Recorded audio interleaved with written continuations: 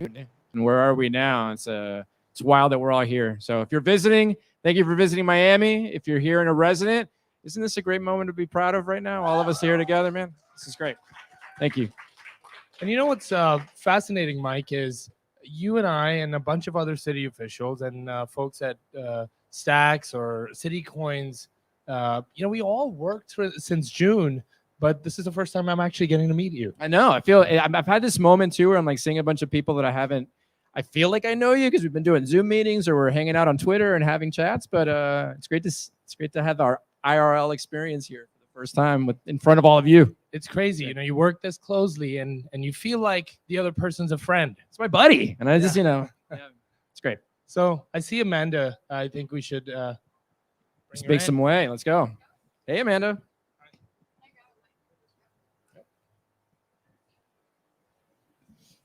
Any preference where you want to sit? No preference at all. That's great. Sorry I'm late, guys. I was looking right. for you.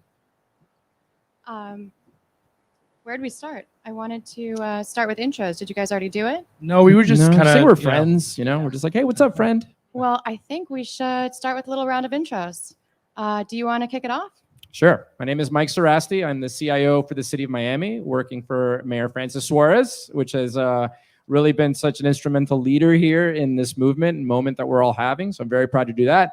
I've been at the city for 5.5 years. First as Chief Innovation Officer, then Chief Information Officer, and now doing all of those things, plus serving on the Mayor's Venture Miami team, trying to be a good steward of this movement that we're happening. Being a good concierge for anybody who wants to move here, come talk to me after. Let's do that. Thank you. And thanks, Mike. And my name is Haider Rafique. I'm the Chief Marketer at OKCoin. I've worked really closely with the city, like I mentioned, and Mike and crew. And really excited to share all the good stuff with you guys today. Very good. Excited to be here with you guys.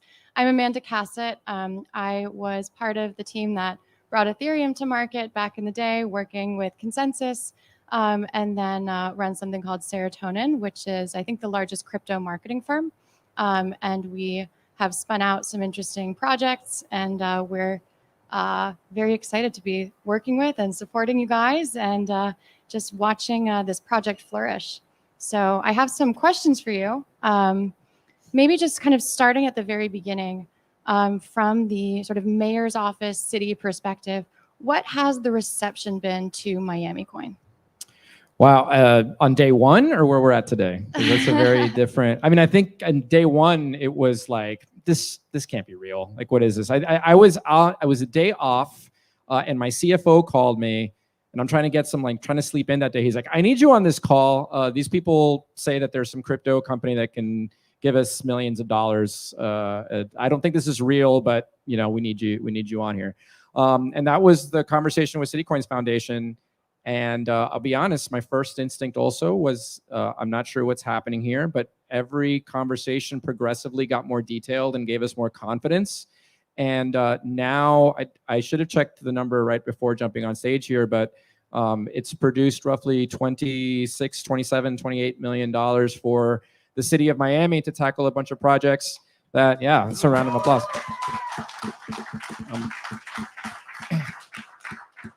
And from a reception, yes, the money is absolutely extraordinary and it's great, but it's been because there is this big bucket of money has been this extraordinary entry point for people that normally wouldn't have engaged with crypto. Now our CFOs engaged, our commissioners have engaged, our attorneys have engaged, employees are engaging, asking questions. And that for me is the biggest win when you're thinking about how to grow a community and making sure that people are educated. So, day one, this is bullshit. Now it's like you can't deny that this money is sitting there in a wallet for city use. It's transformed into now what the mayor wants to do with a Bitcoin dividend, which I'm sure we'll get into at some point later. Well, when MiamiCoin first launched, no one was surprised that Miami was the very first city coin that launched. That's right. That's right. And that maybe you can tell us a little bit about why that is and what the unique character of this city is, that it's so specially receptive. Yeah, so there's no denying that Mayor Suarez's tweet, the "How can I help" tweet that he sent in December when someone made a from Founders Fund made a comment about, we should just all move to Miami. Our mayor responded with a tweet that says, how can I help? He did this very innocently at the time, but what he did do very intentionally, once he saw that there was traction happening, he dug in, put together the team. I got a phone call on a Sunday. You start work again tomorrow. My pandemic, work from home thing ended on that day. And he has continued to have a bias towards action. And I think that is a key component. Now, looking back, really what it did is it gave it was a rallying point for work that's been happening in community here for such a long time. I mean, Bitbasel has been doing work here for a long time. Our Miami tech movement is something that's been here for 6, 7, 8, 10 years in a very tight way, slowly kind of growing, waiting for that moment. The tweet, what it did is it just sort of called everybody out to the same rallying point, and we seized this moment, brought everybody together. Everybody was ready. Miami's really good at the hype game, if you haven't noticed, if you're walking around here. So I was a little worried that this was just another hype cycle that we might have been going through. And it has, I promise you, this is not what's happening here now. Everything is quite real. We've grown a lot in this community. We're quite ready for what's happening, and we don't feel like the stepchildren. I mean, we never did. We've got pretty big egos here in Miami, so we're fine. But San Francisco, I think, always looked at us like our companies would go to San Francisco and they'd be like, well, why are you in Miami? You can't be a real company working out of Miami. And we're like, no, it's quite real. And now we're getting the respect that I think our community deserves because we've been working at it for a while. So this idea of doing things differently and coming at it from a different perspective and being open to this kind of new Web3 blockchain crypto and bringing it home, it's incredible how receptive Miami is. And part of it is finding fertile ground in a place like Miami to launch something like CityCoins. Sure. And part of it is the tech and the infrastructure to make sure that people actually have access to the tokens and that they can participate. So tell us a little bit about OKCoin and maybe why you chose to be the very first to participate with CityCoins. So I think what I personally love and enjoy about Miami is, there's a saying, Miami welcomes new people and new ideas. And this is so true. It's true from the first day we, I think, started to work with the folks at the city and the mayor directly. I think that enthusiasm for experimentation and going into the unknown is very clear. For us as a crypto exchange, as a crypto platform, I think we're now in 2021 and everyone here has a number of choices of where you can access crypto markets, whether you're in the United States or you're global. So we, as OKCoin, as a legacy brand, came in and said, well, how are we going to do this differently? How do we open these markets, but yet bring access and utility to people in a way that's differentiated, but not differentiated for the sake of just being different, but something that really aligns to our character. And so if you look back at OKCoin last year, we were the first exchange to start giving out Bitcoin Core developer grants. So we've been doing a lot of stuff and helping build the foundations of crypto markets. And so when this came about, Patrick and I, the founder of CityCoins, coincidentally, we worked together when I was at blockchain.com and he was at Stacks. And so we had a relationship. And this was Bitcoin 2021. And I think this was the first time Patrick convinced us that this was a really exciting idea. So for us as an exchange, Amanda, what really matters to us is, are we the first to bring a new utility to market that gives people a reason to come and experience what we're building at OKCoin? Because our design is different, our UX is different. The way you onboard onto the platform is much simpler. The way you're able to trade, hold your assets, and make your assets work for you is a lot more simpler. It's also decentralized. We're the only exchange right now in the world that truly has DeFi within CeFi. So those are the reasons why we felt that MiamiCoin was a great experiment we wanted to put our bet on. I love it, and I love that DeFi within CeFi. It almost sounds like you're the Miami of exchanges. Thank you. So maybe we can actually double click on that, because I know folks come from all kinds of walks of life, and there are folks here from Basel that are first getting into crypto and NFTs. What's DeFi, CeFi? What are you doing there? What can people access on your platform that's special? So look, the world that we believe, or I will preface this with perhaps maybe at the company, this is more a belief within the executive team, is that the future, the next 5 years, let's not be naive. It's not going to be where it's just crypto markets or just crypto custody, just crypto assets. There is a traditional banking system, and it does serve millions of people, and it does work in many ways. For most people, they don't want to be their own bank. They think there's too much complexity there. So I think there's a lot of education around crypto native utility that will need to occur over the next 5, maybe 10 years. And during this time, CeFi, a centralized exchange with licenses and relationships to your local banks, is really critical. What that essentially does is you can now use your local bank and fund your account on OKCoin and get within crypto markets within a few minutes. That's the value of CeFi, a centralized exchange that has licenses. When we say CeFi to DeFi, you can be a CeFi and still deliver DeFi utility. So what we do with Earn, rather than creating our own lending desk, which we found a lot of crypto companies were doing, and we felt that was really not true to the true crypto nature. We felt what was better to do, which was less profitable, is to connect directly into these DeFi protocols. Eat the gas fees. Give people a very clear path to the utility. And when we do that, the delight will come, and then the rest of the experiences benefit. So that's the way I would explain CeFi and DeFi in our world. And so you both are doing these extraordinary things to facilitate new people coming into the Web3 ecosystem, both on the exchange front and also on, getting public goods and getting public services funded. What do you think the obstacles are to that? What kinds of obstacles is Web3 and crypto going to face maybe in cities other than Miami? What can they learn? Who wants to come up and explain an NFT? That's I've been trying multiple ways to do it. Look, it's a paradigm shift. I mean, we've been sort of trained with Web3 and NFT in particular. We've been trained for years that our content with the pictures that we put on Instagram or on Facebook, that this somehow, just we give this stuff away to put on these platforms that are often centralized, and other corporations are making a lot of money out of that. And it's been great to sort of accelerate some of that. But this whole idea that content creators are now at the center, concepts like that are a bit of a paradigm shift, because it's a total mind shift in the way that what we think is acceptable or not. But it's also incredibly exciting. And I have found it, I don't know, in my other life, I'm a musician and a content creator. So for me to have this inversion of the model, I think is just there's so many more entry points, whether it's a JPEG or whether it's letting somebody know that you as a photographer or, this side hustle that you had, there's now a model that is viable. I'm a musician on the side because I knew for me, it wasn't going to be sort of this particularly lucrative experience.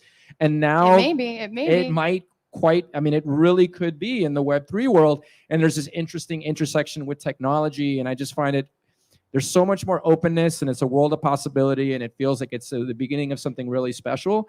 And from a city perspective, the fact that we are engaging here, and frankly, the CityCoins project, because it was a very specific use case with a very specific benefit to cities, it gave me the space to extra engage and extra learn and take a deeper dive. And it's been an entry point. I bought my first NFT on Stacks, right? It was my first entry point to it. And now I own probably more than I should in the matter of like a few weeks. And I'm on crazy chats and stuff is happening all the time. But it's just been really fun to engage with. And the models you're seeing there, I'm having really great ideas. Well, not me having great ideas, but I'm seeing a lot of great possibilities to do things within government. And as an innovation officer, that's where the great ideas come from, right? It's not like sort of digging into the bureaucracy or kind of the day-to-day. It's when you take the collision of all these different disciplines, you throw them in a big mixer, and Web3 has become this incredible opportunity to do that with. The CityCoins and MiamiCoin is an opportunity to sort of engage. There's an incentive structure there, which that's sort of been the missing piece. You like are relying less on volunteerism and like altruism. I mean, all that can still be there as well, but you've got this great incentive model. And it's captured people's imagination, which I think is like the most interesting part. Yeah, I love it. What I find is I'm describing this to people as there are a lot of shoots for the young generation and not a lot of ladders. And crypto is one of the only ladders that I've seen work repeatably for people. Not everyone's going to start a unicorn tech company. The number of people that do that, you can count very easily. But I read a stat recently that almost 50% of millennial millionaires have a crypto portfolio that accounts for at least 25% of their portfolio, which is an extraordinary, extraordinary stat. And I think that crypto and Web3 are offering prosperity and hope for a new generation when that wasn't necessarily there, right? It wasn't necessarily hopeful to be born into a situation with non-dischargeable by bankruptcy student debt, but this is turning the situation around and providing this hope. So from a government perspective, and I want you to answer this question, what would you like to see as a builder, as an entrepreneur, as someone that wants to facilitate access to this?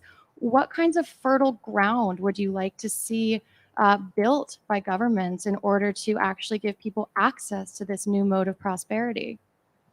I think, look, I think ultimately participation from people, from the local communities on how these funds are eventually deployed is really, really important. I heard the mayor talk about the idea of giving everyone a Bitcoin address and maybe sharing some dividends. I think that's really interesting because the way we see it, or potentially see it working, is there's a stage of education where people need to just come in and learn what this is.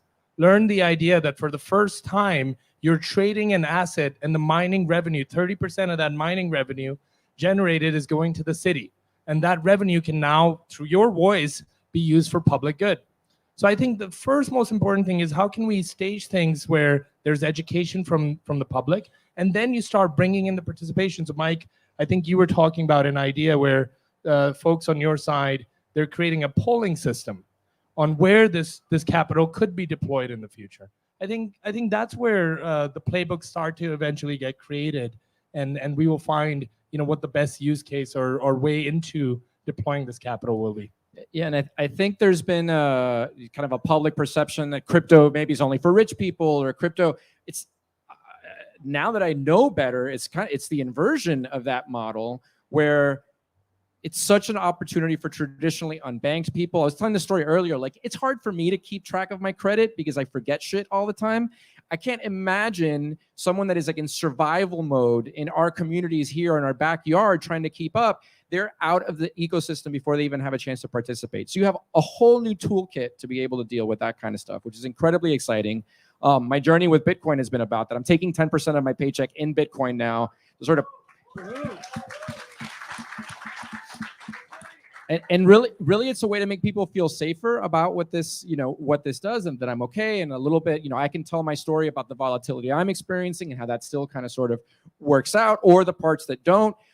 So it is a tremendous opportunity for access. We've got a program in our community that helps historically underserved communities called 5,000 Role Models, a group of young people. The mayor was doing a tour of the city with them not too long ago. And, it's like 60 kids, and said, well, you know what? You're going to come out of here. I'm going to give you MiamiCoin and I'm going to give you Bitcoin. So they walked out with like $500 that promised to them. And in mid-December, we're going to work with Isaiah Jackson, who's done a lot of work wrote a book called Bitcoin in Black America, that is going to come and speak to these kids and help onboard them, which is really a prototype for what we hope is going to happen all throughout this community. MiamiCoin, our work around MiamiCoin, our work around Bitcoin is all going to have some kind of educational component, because at the end of the day, our mayor, Francis Suarez, has said repeatedly to us that he wants this moment to be a moment that is accessible to everyone. It's not just a few of us. It's not the people that are coming from Silicon Valley. It's not the people who are, the big traditional donors in town, but it is really all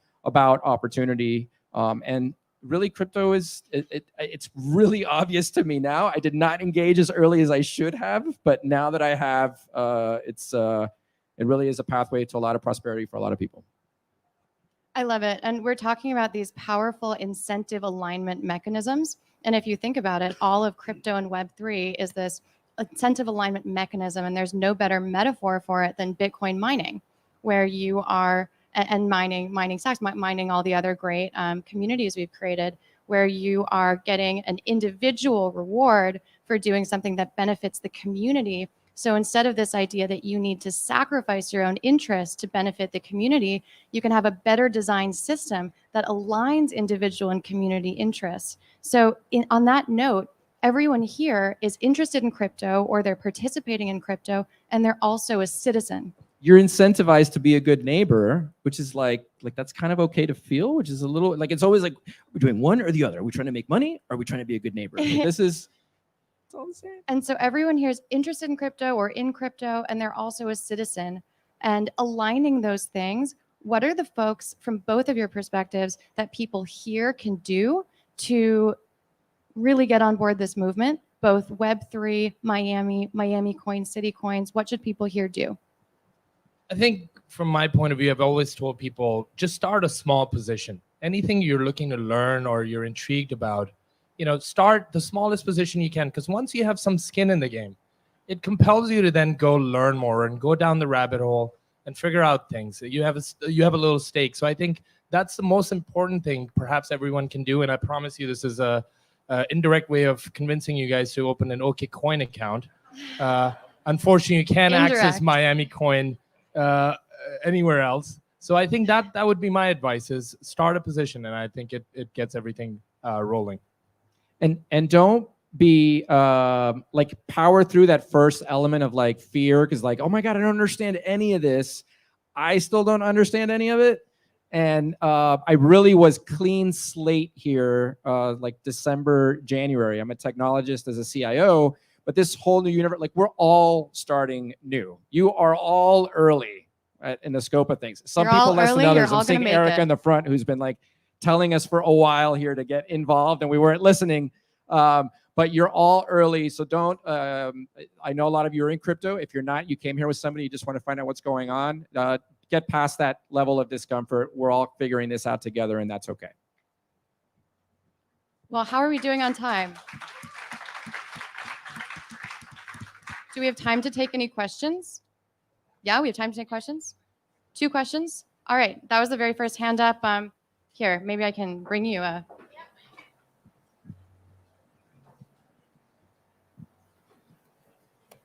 Only really hard questions. No, I'm just kidding. Thank you. It's really refreshing hearing you guys speak. There's too often in crypto, you hear people say the government's the problem, not the answer. And you guys stepping up is refreshing, because it's kind of delusional to think you can just create an alternative and not work with the existing systems. My question is on the mining front. I know Miami's really committed to addressing climate change, and how do you guys think about mining from renewables or clean energy versus some of the dirtier energy projects? Like how do you plan for that? So a couple things. So CityCoin specific, we didn't have to sort of face that existential moment, only because it's using a concept. It's a recycled proof of work. It's actually leveraging proof of work that already occurred on the Bitcoin blockchain, which is nice. In the Bitcoin world, I think there's still just a lot of unknowns about how much you could leverage, all the wasted energy that is happening. We're working very closely with Florida Power and Light, who's our big energy player here, and looking at models in other places and pushing towards, as much as possible to carbon neutral mining. And there's a very real possibility of that happening, because there's so much wasted energy already happening, and to be able to to match up the need of what's happening in Bitcoin with the opportunity that's happening in some of the energy space, I think there's unknowns and a lot of room to work within that space. The last thing I'll say is, in my conversations, as this is addressed, it's in the best interests of the miners to be thinking about clean energy. I have seen more ideas, like actual executable ideas and funding for clean and climate tech coming from this space. And maybe it is the fact that there is some like FU money that's like rolling around in here to help fund towards clean and climate initiatives, rather than just being an idea.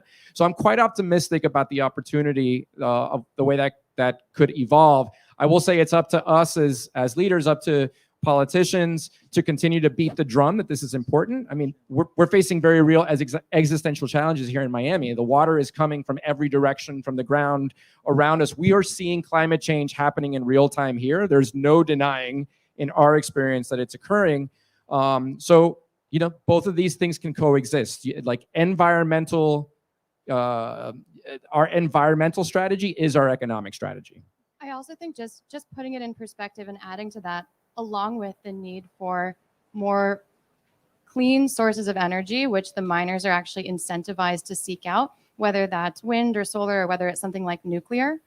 In addition to that, to put it in context, there is something wonderful about the fact that there's something so economically productive that people want to do, that they are using energy for, and that system is a transparent system that's accessible to everyone in any country. And one of the biggest correlations between a desire to conserve the environment and a group of people is prosperity. As civilizations get richer, they wish more and more to be able to preserve the world around them. And so I think searching for those cleaner sources of energy, creating, algorithms for some chains that are more energy efficient, and also appreciating the value that there is a system that does require power, one of many other kinds of activities that's economically productive, that requires power, that's accessible and open to everyone and driving that prosperity. I think that's going to have a huge positive impact as well. And that was a short answer, guys. Super quickly. All right, so don't let this seem like it's negative, because I'm a bag holder, right? I am in mining with the pool, right? And I hold your coin. So in my opinion, it's through my money that you have money, right? So it's easy to have goals, and it's easy to spend other people's money, which is just fine, right? But what are the real cases when the mining stops because the coin doesn't have any actual revenue, that you're actually making any money with the value of a coin? Do you have any real case situations where I have a business, right? I want to stick it on my website. I take MiamiCoin as a currency to help the ecosystem. But what are the plans to actually use the MiamiCoin and not just spend other people's money? Because don't kid yourself. If the property of the coin goes down, nobody's going to mine the coin, and your money dries up. Clear? Yeah. No, that's super clear. So the question is around this case of utility for the coin. So obviously there's some utility which is related to the mining process now, where it does yield stacks. Stacks in turn can yield Bitcoin. So there is, I would call that in the category of some utility that already exists for the coin when people ask me about utility. We are absolutely looking at mechanisms that make it a lot easier in the exploration of this wallet that we want to now create the Bitcoin dividend is a product of stacking the stack. So I'm getting too technical here for all the folks that I'm not sure the audience or the mix, but it is going to produce a Bitcoin yield that the intention of our mayor is to distribute that as a Bitcoin dividend to every resident of the city of Miami. The real action that comes out of that is, one, it's going to bring people to the table where we can give these people wallets. And the idea is that whatever wallet that we end up going through that will hold both Bitcoin and will also hold MiamiCoin, that you can do really interesting things like give business owners maybe a discount if you're doing a transaction. If you're a MiamiCoin holder, you can get a discount at this transaction. You might be able to also, like you're describing, be able to pay for a transaction. And I will just say that all of this has been happening. This project started in June. Like when I tell you how long my IT projects and government operations take, this is like light speed. So I do ask always for a little bit of patience and like how long some of these things take. There's a lot of integration challenges. There is like the grassroots effort to go ahead and socialize. Like, why would you take MiamiCoin? And businesses obviously are going to have some reservation around that. But the speed at which like people have mobilized and come to the table and also asked, how can I help? How can I help do this? It's very real. I mean, you just got to sort of take our word that these conversations are happening every day at the city. They do take time. We are still government. And it takes a little bit longer to power through some things. I would argue that what we're seeing with people being able to buy NFT specific with MiamiCoin, kind of small, but not so small anymore. We started with the idea that it was like one NFT series. And I don't know, Jamil's in here with stxnft.com. Right next to him, Erica, with a new site that's coming out called create.miami for local Miami-based content creators. Also looking at MiamiCoin to be able to have some Miami-specific drops. And it's the first for local creators. We have talked to a few musicians in town who are looking at doing some projects that are really local people. All this creates momentum around the coin and appetite. And it is astonishing to me how many conversations in Miami I've overheard without people knowing who I am talking about Miami. I wouldn't have expected it myself. It has happened really at a remarkable speed. I know that there's going to be some impatience around this happening faster and increasing the mining revenue. We understand that this is a tremendous gift to the city. We don't take that for granted even a little bit. So it's a balance between the two. Yeah, and I would say, Mike, you and I were talking about this backstage before the session started. So I think from a partnership standpoint, you bet we're going to work with the city and bring more use cases for MiamiCoin to the city of Miami. I think give us another few months. It's one of the more popular assets on Coin now. So we are going to see those investments roll out, and you'll see more ability to doing things with those assets you're holding. So more to come on that. Yeah. Can I get a round of applause for our brilliant panelists? Thank you so very much. Thank you. Thank you, Amanda. Can I make one more quick announcement? Miami Voice, an experiment around utility, miamivoice.org. We're going to start testing this idea of testing votes on projects about how to spend that money. Some are around climate change, some are around affordability and housing, some around conceptualizing the idea of a business licensing as an NFT. All ideas that are going to help us like work through and power through the use cases so that we can create more utility. Thank you all for being in Miami. Thank you, everyone. Thank you. Let's hear it one more time for our lovely speakers, guys. That was amazing.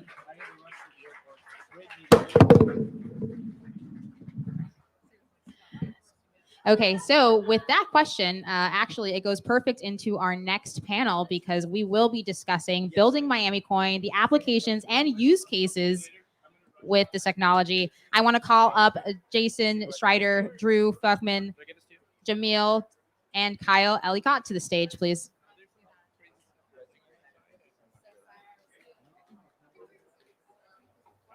Hi, how are you? Guys, go. It looks like it's over. Everyone who is coming in, please take a seat. Take a seat. We are going to get our next panel started shortly. Hi, guys. You need mics.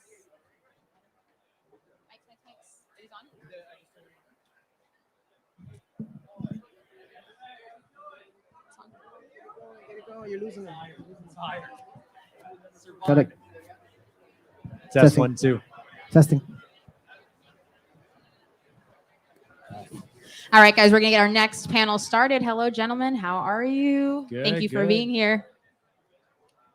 All right. Hey, everybody. Welcome. As we just heard, this grand vision of where MiamiCoin and CityCoin is today, as was noted, introduced for us, we're actually going to take it down to the technical level and talk a little bit about building the applications, what it's like, what's to come, and what are some of those use cases, hopefully to inspire each and every one of you out there to start building, but also hear what is being built with the panelists today as well. I'm going to be your moderator today. I'm Kyle Ellicott. I am the partner and also managing director at the Stacks Blockchain Venture Fund and Accelerator program. So a lot of what we're going to be talking tonight, I'm going to be the one that's cutting the checks to invest into those projects, but also helping to build them as well. So Thank you so much, Kyle. oh, thank you. Guys, please keep the side banter to a minimum. Please respect our wonderful panelists. They are here and they're giving you your time. Thank you. Yes, and I can talk much louder than all of you. So let's have some fun with that. But let's go ahead and get introductions to each of our panelists, give you a little context, and then we'll jump into tonight's questions as well. Jamal, kick us off a little intro on who you are and what you do. Sure, I'm Jamil. I run stxnft.com. Well, I lead the team behind it, and really excited to be building a lot of NFT utilities on top of MiamiCoin. So we've done Mint. We were the first place to do, and I think the only place as of now to do Mint with MIA. So Mint with MiamiCoin and Mint with NYC. So super excited to be here. Awesome. Drew, you're up next. Hey everyone, I'm Drew Falkman. I am a resident with the Stacks Foundation. I'm currently working on an app for community, and I can get more into that later. And I worked on a team during the hackathon, or led a team for an idea to build this miamivoice.org, because to me, when I saw MiamiCoin, it seemed to me the next logical step is, why not make Miami a DAO? And we can talk more about what that is later if you don't know. So. And we're going to, don't worry. We are going to talk about DAOs tonight. So Jason, last but not least. Awesome, everyone. So I'm Jason. I'm a huge open source enthusiast. Have been a Stacks advocate for a couple years now. Absolutely love what the projects are doing. I'm actually also the DevOps engineer at Freehold, and happy to claim that I am one of the core contributors to MiamiCoin. So seeing all this out here is absolutely amazing. Wonderful, wonderful. I think I've heard MiamiCoin more this week than I have to date. Everyone's talking about it. Everyone's excited about CityCoins, the protocol itself, what's to come in New York, Austin, and many other cities as well. But I want to kick things off. As I mentioned, we're going to be talking about building and developing. Jason, you and I had a long conversation the other night at the event with OKCoin about building a decentralized application and the craziness that goes into what that process looks like. Brittany and I, Brittany, who is the executive director at the Stacks Foundation, I talked yesterday about bringing DeFi to Bitcoin and how the future is very dependent on those who are here showing up and building it as well. So would love to get each of your experiences and what you've seen or, again, experienced building decentralized applications in Web3 to date. Jason, let's kick it off with you. Sure. So what we have now is an endless amount of possibility. And I think one of the most difficult things with something this early stage is that when anything is possible, what do you choose to do? And what do you take as that first step to get involved? So just like what was mentioned earlier, is you find something small, find something tangible, and just start playing and getting involved. So one of the main projects that I've helped with that interacts with what we're doing is the mindcitycoins.com interface. So that has a ton of examples of how you can actually work with the contract functions, how you can make things happen and be able to interact with these contracts on the Stacks blockchain. Well, awesome. Wonderful. Drew, tell us a little bit about some of your experience in building on the decentralized application network. Yeah. It's a whole different ballgame because you have to take things, you have to really look at things differently. I'm like a dinosaur in this industry because I'm actually not a Web 2 guy. I'm like a Web 1 guy. So, I've changed paradigms a lot and I've got some headaches from it. But when you look at things from a decentralized perspective and to zoom out even, like one of the coolest things that I've seen about decentralization is that, the Atlantic just had an article about how we're losing trust. We're losing trust in one another when more and more employers want to install spyware because they don't know what their work at home people are doing. People at work don't trust their employers anymore. And we're getting polarized in the society. There's so many reasons why we just don't trust each other anymore. And the beauty of the blockchain is that it's a trustless technology. And so, you look at the Constitution DAO thing, for example, there's no way in hell, pardon my French, that I would give some guy $500 to go and buy the Constitution in hopes that I'd own a piece of that. But would I buy a coin and invest in a DAO in something that I could maybe resell later to own part of the Constitution? Hell yeah, right? So this kind of trustless technology provides an opportunity, thank you, to build so many amazing things, but you have to flip things around and look at them from a totally different perspective. Yeah, on that point, one of the things that I find so magical about building on smart contracts is that once you deploy the smart contract, first of all, everything's out in the public, right? You can see the source code, especially on Stacks, with clarity, and the owner, the deployer, can't take it down. So it's funded by the transaction fees that you use to interact with that contract, and it's so different from the paradigms that we're used to seeing. As soon as something starts running, it's the users that fund the continued development and the continued use of that smart contract. And I'll give you one example of how this changes the pattern of things. So for example, on stxnft.com, we show you the NFTs across all the different marketplaces. So not just our own, but you can buy NFTs across all the different marketplaces. And we got some feedback. People are like, is that legal? Can you do that? How did you even see that, right? Because we're not used to it. If you go on Google, you don't see the results from Bing or from other websites. They keep it private and proprietary. But the beauty about building on top of smart contracts and the beauty of building on top of the blockchain is that it's permissionless. Anybody can see this information. Anybody can act on this information. And it allows people to, it creates more fluid markets too, right?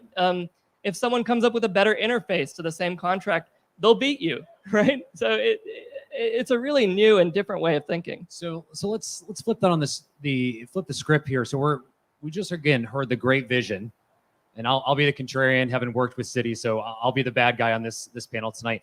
We just heard this great vision of how the city wants to work with MiamiCoin, wants to work with more decentralized technology, but as a developer, when all of that information is out there, all of that code is out there, what kind of impact does that type of technology and application come into the government when it's all self-funded by the people, as opposed to the government that moves generally very traditionally slow, very slow to integrate, huge processy to get anything approved?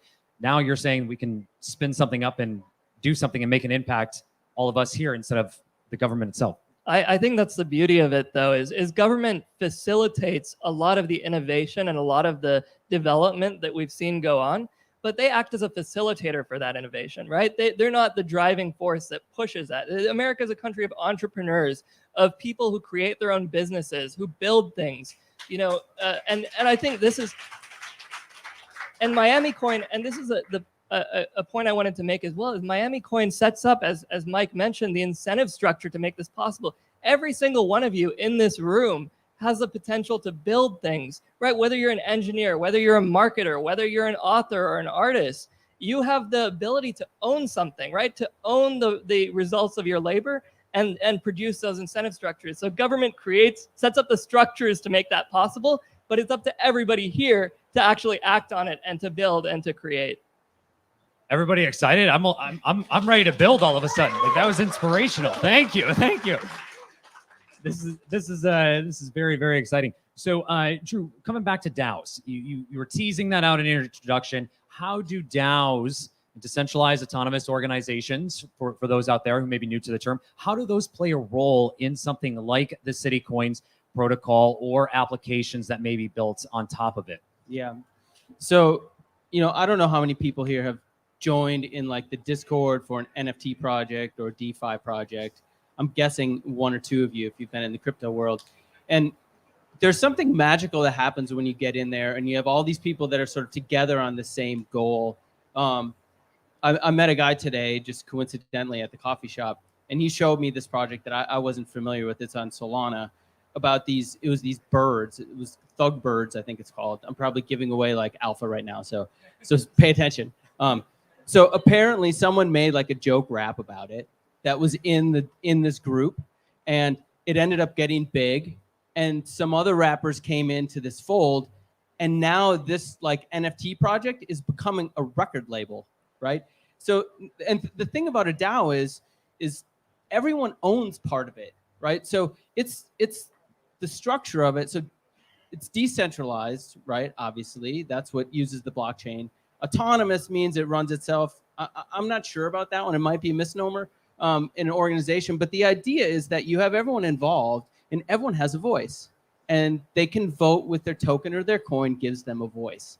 And so by doing that, you end up having these organizations that are run by the people, right? Which is really cool, which is like America, like by the people, for the people, right? And it's like so foundational in what we do. And I think it's going to radically change our world. I think more and more people, next year, people are going to say, hey, what DAOs are you in, right? Because they're going to be like clubs. Are you in Bored Ape Yacht Club? Are you in Friends with Benefits, right? Are you in Megapont? But in 5-10 years, it's going to be like, what DAO do you work for, or work with, or work in, or work together with? Because why do you need to work for a corporation? You know, we've all had jobs and we've watched the leaders of the corporation get rich. But why don't we have a part of it? And what if instead of getting this equity sharing that you get for a company, you are just part of the DAO, and you get to vote on the direction, you get to participate in the vision and all that stuff, right? And CityCoins is beautiful in that way because it brings this power to the cities. So you now have all this money, you have a treasury that's generated by this coin, and now everyone can participate in voting, right? And the potentials are absolutely astounding for democratizing government, which seems like. All right, you got a round of applause. Great answer. So, Jason, you and I had, I think, a 30-minute conversation the other night about this question I want to ask you. And Drew called out some of the pieces to this puzzle that goes into making a coin for a particular city. Do you think that CityCoins will be this effort where cities are building on top of each other's efforts, or that each city will start fresh and build their own, token with all of its details from the ground up? Or again, do you think they'll continue to build upon? So Miami will start the foundation. New York will take a little bit of that, put their own flavor. Austin and other cities will continue to leverage the technology of those before them. Sure. So that's one of the things I think is amazing about this protocol in particular, is you have this opportunity to where when you're focused on maybe what means the most to you, be that a city, a region, or an area, or whether you're looking at the project as a whole, anything you develop could easily be replicated, shared, and built on further. So with those ideas, when we see the Miami go and do what they're doing now, like with, okay, let's stack our stacks and let's give Bitcoin to residents. I love that idea. Does that mean somebody else is going to do it? Probably, but Miami still gets credit for being first. And I love that factor. As we see new technology and things develop on top of this as well, you'll see a lot of those same patterns. So my encouragement to developers and to people being involved is just to have that openness, that vulnerability, and share, and let's build this ecosystem together. All right, another round of applause. Look at that. We got way more rounds of applause than the last panel, so we're doing something right thus far. Beautiful, beautiful. Good job, crowd. We paid everybody real well when they got in here tonight. Free drinks for everybody. Just kidding. Jamal, I want to come back to you. So NFTs, non-fungible tokens, it is the second biggest theme of this entire week outside of MiamiCoin. Shameless plug.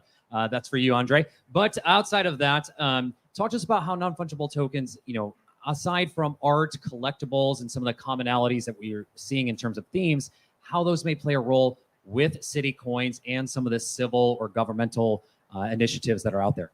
Yeah, I think we're all used to the concept of digital fungible tokens. And these are like currencies, right? You're used to seeing a dollar balance in your bank account. And so the idea of buying like coins seems very natural to people when they see a balance, in their wallet and say, okay, I have, 10,000 stacks or 10,000 so-and-so, right? But the idea of non-fungible tokens, it seems a little bit harder for people to understand the utility behind it. But it's essentially the same thing, except that each one of those tokens is unique. So a dollar is a dollar, no matter whether you pay for it at Starbucks or whether you're coming here to buy a drink at the bar. But a non-fungible token is really saying that you own this asset that is a one-of-a-kind thing. It can't be replaced. You can't use it in exchange for something equivalent in the collection. One Picasso is different from another. And I think this is right now, just like the metaphor I used, we're familiar with it in terms of art. Just like for fungible tokens, we're familiar with it in terms of currencies. But this isn't the exclusive, domain of its utility. When you think of this idea that a fungible token can represent any asset that you can trade, and it doesn't matter what it is, like dollars. A non-fungible token represents an asset that you can't replace. And so when you think about building primitives on top of this, it doesn't have to be just about art. It's about ownership over anything that falls into that category. And so I see it as a fundamental building block of all of these different tools and all of these different platforms that we build on top of the blockchain. It's not just for art. Could be identity, leverage for ownership, as you said. Could be land, vehicles, whatever it may be as well. So gentlemen, with all your powers combined and all the themes that you've talked about, let's look at what the use cases or the dream use cases are that you are most excited about to see come to the CityCoins protocol, or even here in Miami with MiamiCoin. Jamal, I'm going to start with you.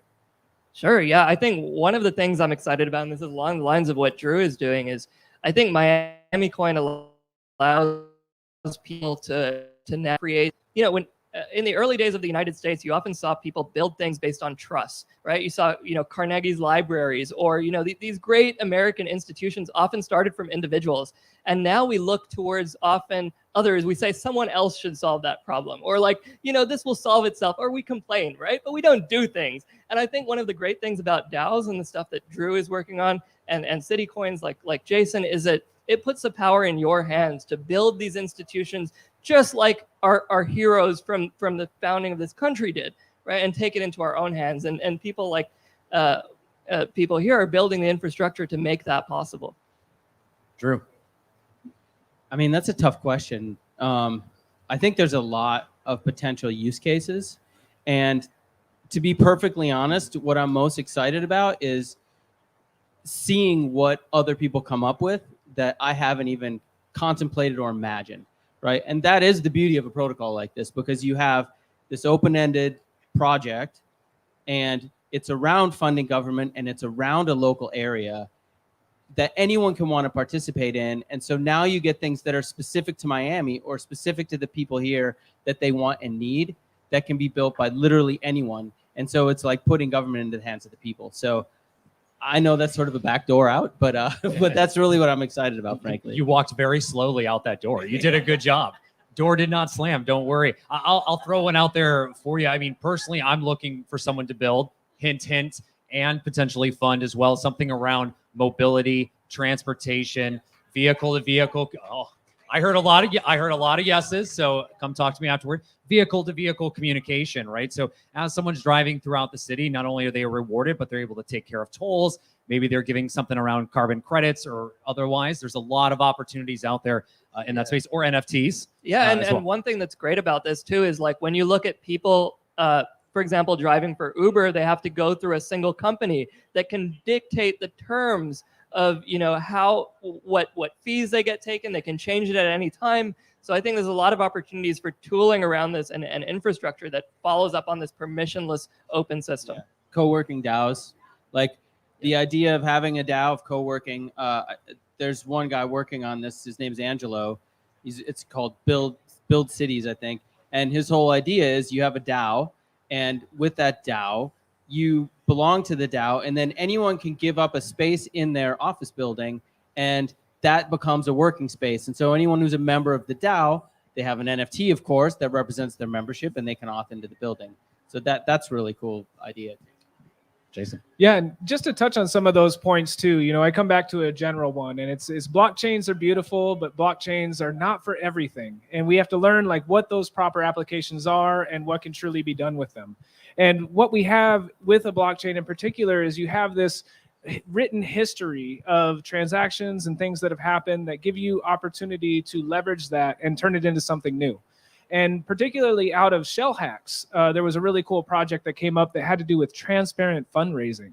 And the idea would be you would start a fundraising pool for a government or another entity, and the donors would have to be sort of verified and approved before they could go through the whole process of being able to donate.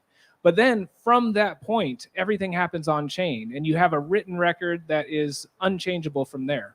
So there's so much innovation and so many things that can come out of these technologies. And even coming back to some of the points made earlier too, like NFTs in particular, we know them for art. We know them for ownership. But there are so many other things that can be done with them as well, because anything that you have that is a single item or something you want to verify, that is a perfect use case for an NFT as well, just like ownership to get into a building. Mm-hmm. All right. So last question as we come to wrap before we'll take a question or two out there. Shameless plug. What do you got to shamelessly plug, Jason? Leave the audience with something inspiring to take home and start building and getting ready to build something on CityCoins. Shameless plug. I just rewrote the documentation to make everything easier for everybody. But on a more important note, I think that a lot of the projects that are coming out right now, they need support. They need help. They need love. They're looking for new people. There are so many new opportunities in this space. So if this is something that calls to you, if this is something that seems like it could be the future, the best thing you can do is get involved, become a part of the community, and help us build together. Wonderful. Drew. So one of the things that Stacks is actually a pretty immature blockchain in the scope of blockchains. I mean, they're all pretty immature, but Stacks has only been around for about a year, the 2.0 version. And so there's tooling missing. And one of the things that I've seen missing is really good tools for voting and for governing of a DAO. And so I'm actually hosting the first meeting of a working group because I want to put together a comprehensive product so that everyone who's working on these can check into the same repo and can check out of that same repo. So we're all building and growing together. So if anyone's interested in that, I recommend reaching out to me. My Twitter's @DrewFalkman. I have open DMs. So just come and let me know. Awesome. Last but not least, Jamil. Sure. So one of the things that attracted me to the crypto space in the first place was that I appreciated the fact that nobody really took the status quo for granted, right? Everybody was willing to think about things from first principles and from the ground up, and try out crazy ideas, try out weird ideas, try out unconventional things that people would call you stupid for, right? And I loved that. And my I guess call to action, or my ask is, I run a platform, right, stxnft.com, but we're only as good as the creators and the people that we host. The platform is just a messenger, a medium for that. So if you have any crazy ideas or any projects that you're thinking about, like, just reach out to me or anybody else in the community, because this is what we need. We need the innovation, we need the creators, and we need those crazy ideas. Hell yeah, and I'm willing to fund them. All right, with that, I've got time for 2 questions, because Andre, a big round of applause for Andre and team putting this event together. Woo! There you go. Hey, I've got time for 1 question as he gives me the wrap. Do we have 1 question out in the audience? One If question, not, guys. One question. Anybody want to ask a question? all right, we got 2, because I know the guy in the back, so he's been waiting 36 hours. First, you. Oh, thank you. So I just want to ask, do you think like the Web3 currently is built for everyone, or is it only for the crypto community and the whales? The Web3, Yes. is Web3 built for everybody or just for the whales? Are you talking For about the crypto Ethereum community or all and the Web3? whales.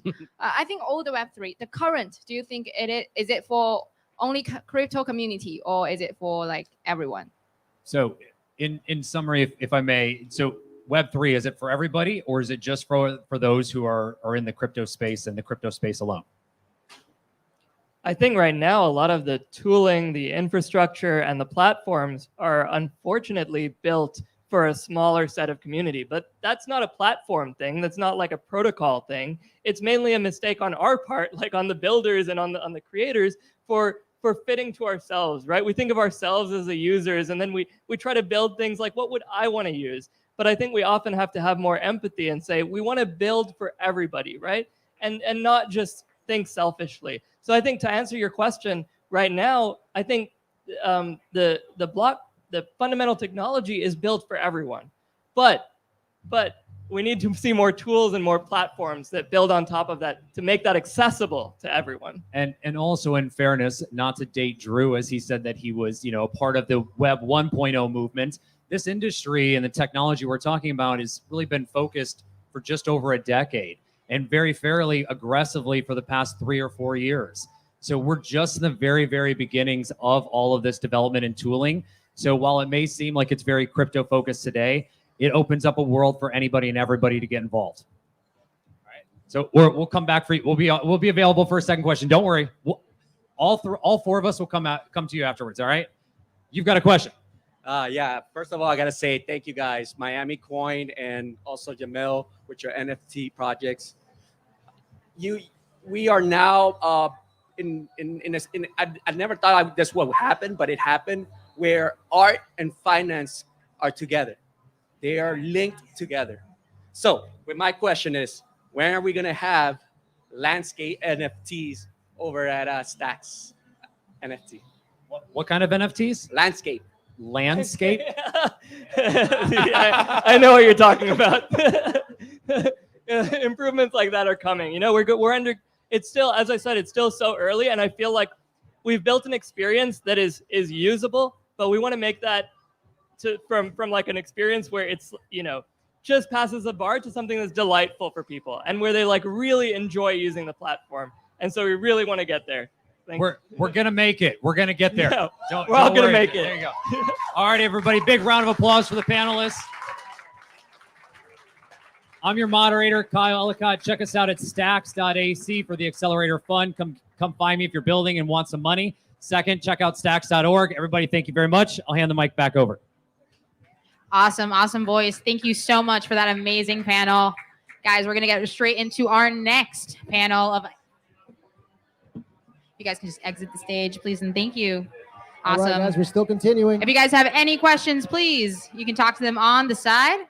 Keep the talk to a minimum. We will be moving to our next panel. All right, we're going to be talking about CityPacks, NFTs for the Miami Public Schools. Can I have Diego May, Orlando Combs, Eva Regueira, and Ana de la Poza up at the stage, please? Hello. Anna? Ava. Okay, awesome. Mic for you. Orlando? Thank you so much. Anna, are you here? Anna. Oh, I see.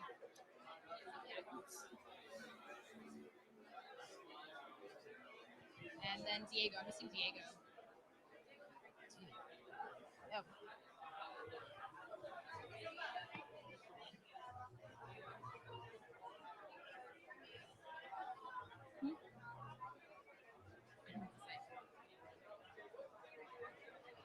Guys, are you excited for MiamiCoin or is it just me? Who's excited, guys? Woo!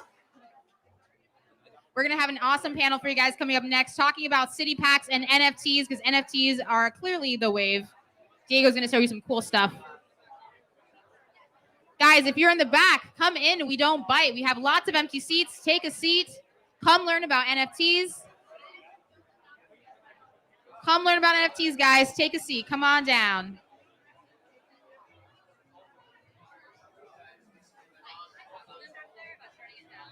Yeah, I was looking for air, somebody like, yeah.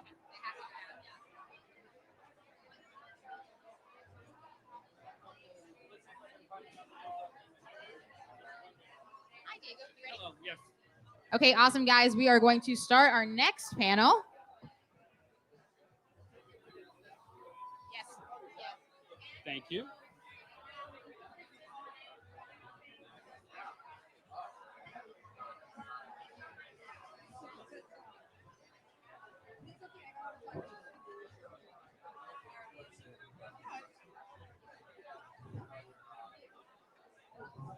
All right, lovely people of the Miami community and abroad. Let's give our attention to Diego, Orlando, and Ava. Let's get started, guys. Testing. Well, first I want to thank everybody for being here. This event started with a question, is how do we empower communities through NFT? And this project, CityPack, was a result of that question, right? How do we go beyond NFTs? How do we go beyond JPEGs? How do we really put in the utility to use? And how do we help our local communities, right? I always say that there's a lot of Bitcoin billionaires, but that money is in the cloud.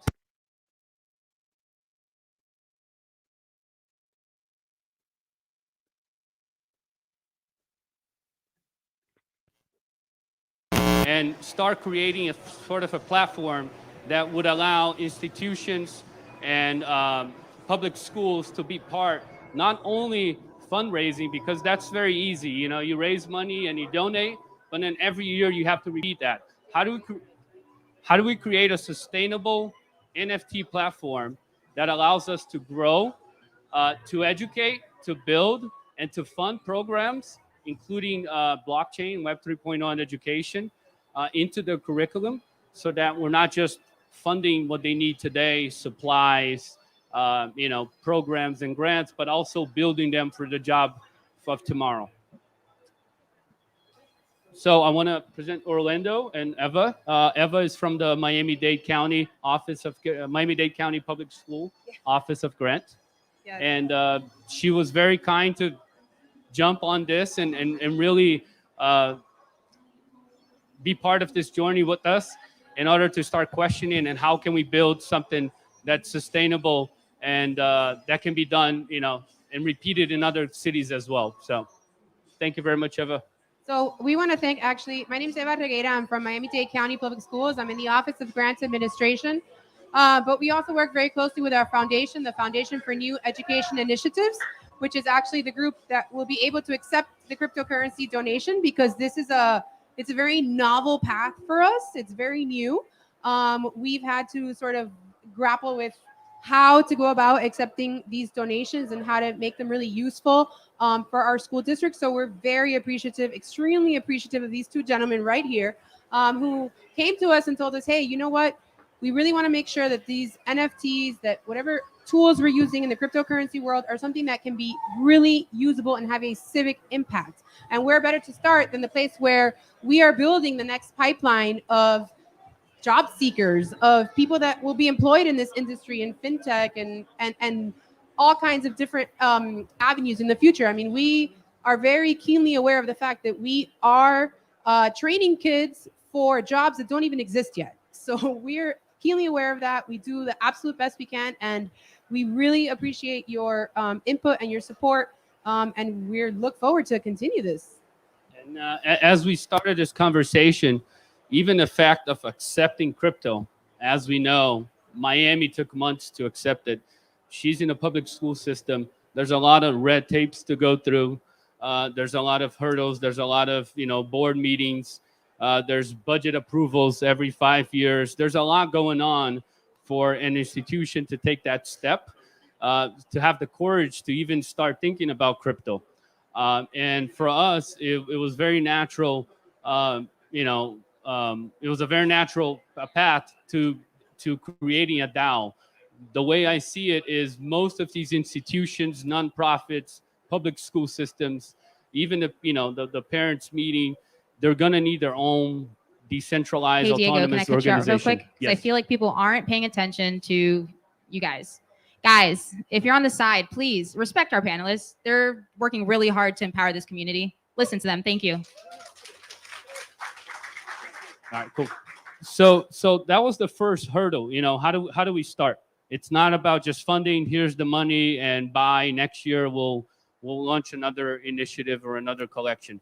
So our first initiative is an NFT collection of 3,500 generative NFT backpacks. These are 3D illustrated backpacks. Each of one of them is going to be able to fund specific programs. And working with the Miami-Dade, we're going to be able to choose which programs and grants that we're going to be covering. 75 to 85% of the revenue of these NFT collections are going directly to the Miami-Dade County through the Foundation for the New Education Initiatives, FNEI. And they're going to be able to also redistribute this and create an endowment fund, but also take the advantage of the DeFi products that we have in place so that we can fund, build programs, but also save for these kids in the future. So I really want to thank them for taking this initiative. I don't think there's another county in the U.S. that has started, crypto or accepting crypto, or even thinking about bringing crypto or blockchain, Web 3.0 education into the curriculum. So for us, it was more than just today. Yes, they need supplies, but they also need a better future. And if we want to be known as the capital of blockchain, the Bitcoin Miami, then we need to teach the kids to be. We need those kids to be. In 5 years, maybe we'll be able to say that we are actually the capital of blockchain. We are, the headquarters of Bitcoin. But as of right now, this is a first step, and having Orlando also with the Stacker DAO allowed us to build a system so that all these funds are distributed correctly in a transparent way. And I'm going to let Orlando take over a little bit and explain the features and how we're working together to make this happen. Thanks, Diego. So I'm Orlando Cosme, and I'm the co-founder of Stacker DAOs, which is a platform to develop DAO infrastructure and tools, legal tech solutions, and a user interface so that eventually anyone can spin up a DAO pretty quickly, manage that DAO, raise funds for the DAO. And then DAOs vary pretty widely in terms of what potential legal requirements they may have, and so also have legal tech solutions so that through several clicks of a button you can file whatever kind of legal filings you need to be legally compliant as well. And so for our first product, we initially had this idea of being able to work with several NFT partners, or what our first product is basically a tool so that NFT projects can allocate a certain percentage of the proceeds to eventually go into a DAO, and then the NFT holders will be the DAO the members of that DAO, and will be able to vote on how to manage the funds. And so we initially wanted to roll out with partners that would be allocating those funds to specific causes. So when I first met Diego and heard about what he was doing with CityPacks, I thought, literally this is perfect. This is exactly what we wanted. And so I've worked with Diego the last couple of weeks, the last couple, or maybe like over a month, I guess now. So we've developed his NFT minting contract. We've developed it in a way so that a certain percentage is going to Miami-Dade public schools. A certain percentage will go to a DAO contract that eventually will be managed by the NFT fund holders, and then a certain percentage will just go back to to pay back the artists who helped to develop the NFTs as well. And so we're also partnering with another artist who actually will speak later today. Another project. So Anibal here, he's part of Curator. He will talk later today, but he will be our second NFT project. So we've been able to kind of work with different people here who are minting with MiamiCoin, furthering the use cases for MiamiCoin to then eventually allocate those proceeds to a fund to make a real world impact here in Miami. And when we first started having our first conversation, besides the hurdles and the challenges of receiving crypto, the tax issues, the tax loopholes, the monetary funds and all of that, we started calculating how much we would need in order to create a CityPack for each Miami-Dade County public school. So Miami-Dade County public school system has 350,000 students, and I'll let Eva go a little bit into the details, but it's the 4th largest school district in the country. And I think this serves as a pilot for any NFT initiative or any blockchain program that is looking to really drive social change. We are trying to keep the operations as lean as possible, 10, 5, 15%, so that we can donate as much as we can and really maximize those donations, so that in their case, then they can go ahead and distribute that to endowment funds, to DeFi products, to student college funds, to grants today, and build programs and curriculum for tomorrow. So Eva, tell us a little bit about Miami-Dade and some of the challenges and how big it is. I mean, people have no idea how. Yeah. So yes, that's true, Diego. We are sitting in the 4th largest school district in the country. We have just over 320,000 students right now. We are a majority minority district, which means many of our students come from low socioeconomic backgrounds. We have over 70% of our students on free or reduced lunch. A good number of our students are English language learners. I'm a teacher at heart, so if I speak any acronym, stop me and I'll tell you what the acronym means. So we have ELL students, which are English language learners. We have lots of students who qualify for special education, which we call ESE students.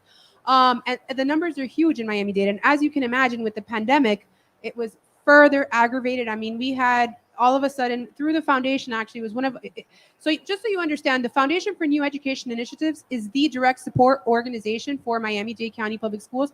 So a lot of the programs that we would otherwise not be able to fund, we fund through the Foundation for New Education Initiatives. And it just happens to be a great fit to be able to accept this type of donation without it having to go directly to a government entity, because as we all know, that's the more difficult part that we're still sort of trying to sort out.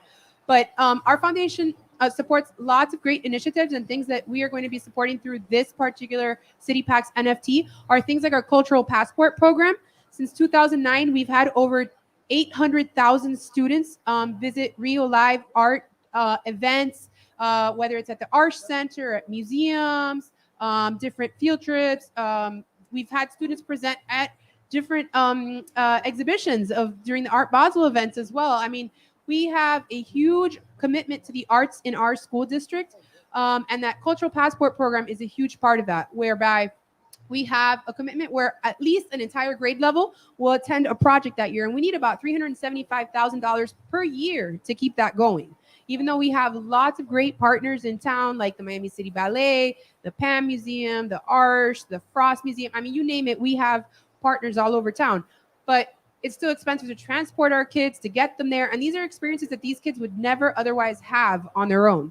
Another cool project that we're probably going to be funding through this NFT is something called Patent Pending. It's a project that we've had for about 5 years through our STEAM programs.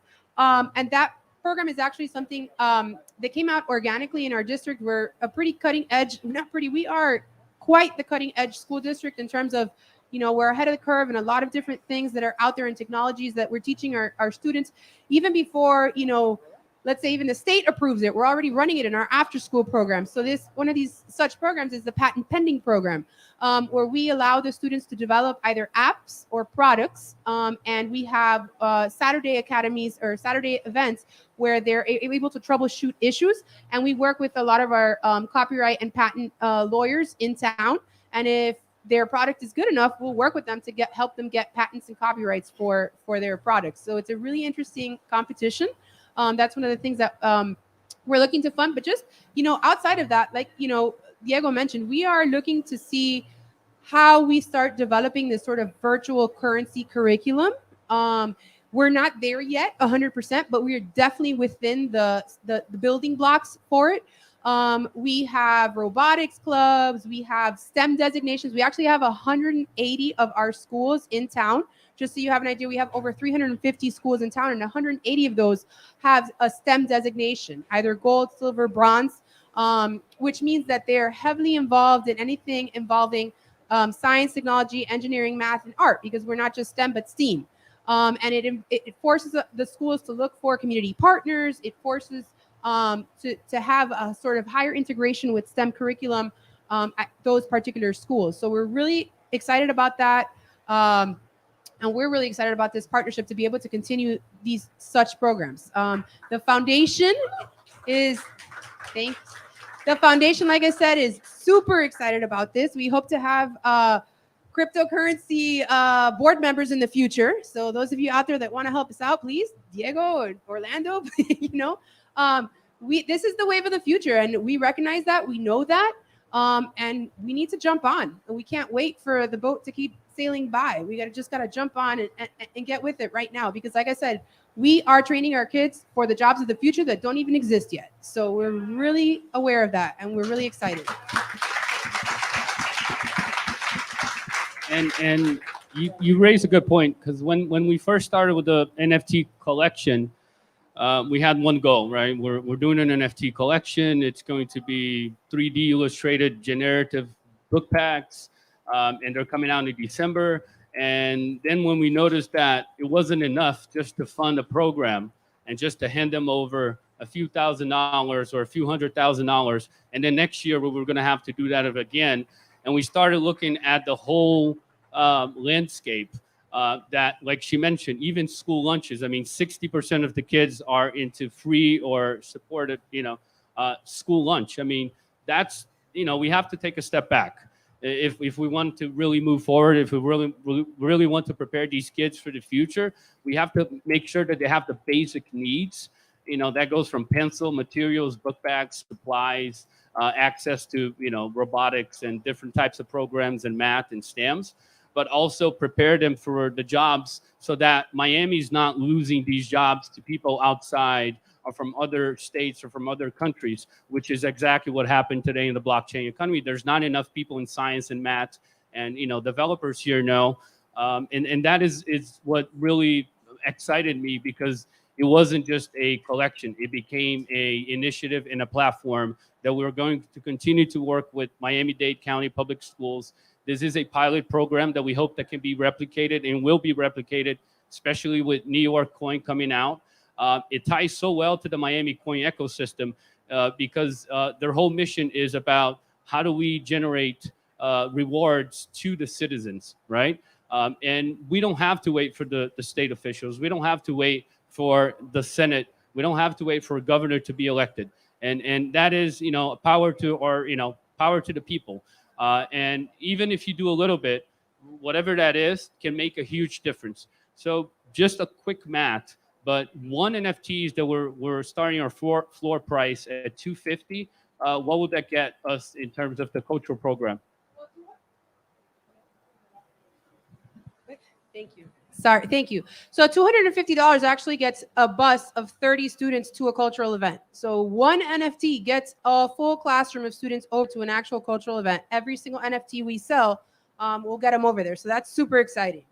And and that's the type of math that we should be making, and it's very easy for companies to also come in and hopefully in the future to be able to plug in and create these endowment funds or connect to these endowment funds, so that a percentage of their donations are in crypto, or one-for-one matching programs, whatever it is, that we can improve the life and quality of these students.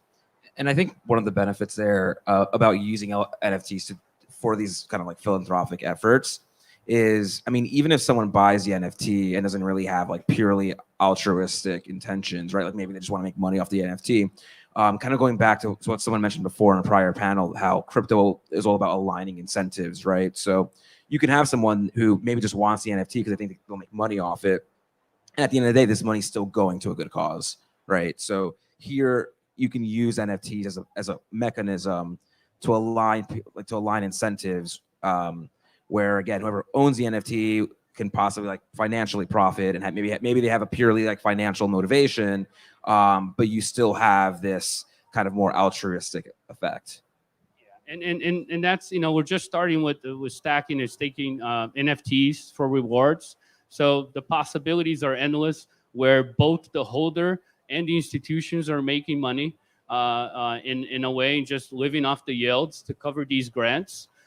So that would allow us to go even further, right? We want to reach over 120,000 kids in the first collection, and that's just 375,000. And everybody here knows how much these recent NFT collections has raised. 375,000 is very little money, but that can get a whole year of access to 120,000 students. Our first collection, we're aiming for $1.5 million, where 80% is going to be directly donated to the foundation. And that's one of the, I believe, first projects in the U.S. to really focus on educational system, educational fund, and really creating this platform. So.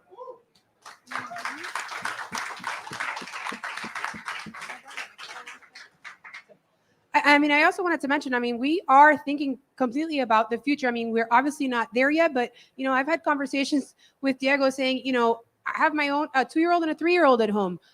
Do I start a college savings account for them with a cryptocurrency account? I mean, what do I do? And so these are thoughts that we're having. We have a huge scholarships initiative within the Foundation for New Education Initiatives.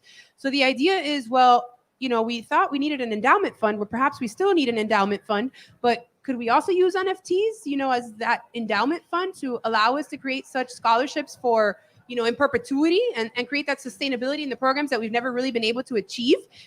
I'm in the Office of Grants Administration, and I see my boss back there, Miss Melissa Ladis, who oversees our Grants Administration office, and we're in the business of getting grants. But grants usually have a life cycle. They come and they go, and they always speak about sustainability, but it's very difficult to create that set of sustainability. But when you think about NFTs and the power that the virtual currency has, it's a very different conversation. And so we're really excited about this and thinking about the possibilities in the future. And again, the school district is a government entity. We're not there yet, but we're moving there. We will get there. And he did mention something. 5% of the royalties perpetually will go back to the foundation forever. So in 100 years, they're still going to be get funding from this 3,500 collections, even if we don't go forward. So that's something that's going to grow over time. So, this is just the first step. This is just the first collection. This is just the cultural passport program, but there's just so much to be done. And we hope that the community, the developers, the builders, the creators here will be able to, have that in the back of their minds whenever they're creating a project. Even if it's 2 or 3%, it makes a whole lot of difference. I grew up in South Florida. I went to public school, elementary, middle, and high school. I know how teachers really struggle, even if they want to try to teach something new. It's not perfect. We have a very great higher education system, but in the US, the public school system and the fundamentals really needs this boost. And I believe blockchain is the equalizer, is where we program good human behavior. And that is just the first step. And I think a few years from now, we may even be able to be state independent in terms of funds and grants for the school. Do you guys have any last minute thoughts? Does anyone have any questions? One question, guys. One question. Right here. Hey, Love what you all are doing. So with cultural programming and school lunches, those sound like excellent priorities for kids. What I was wondering is if you see a future in which the students themselves can get involved with decision making around the funding and how it's being distributed. So I know Orlando with Stacker DAOs, a lot of the deliberation happens off chain. Do you see this as something? Do you see this as a tool that students can use to sort of contribute their opinion on what they need from this funding?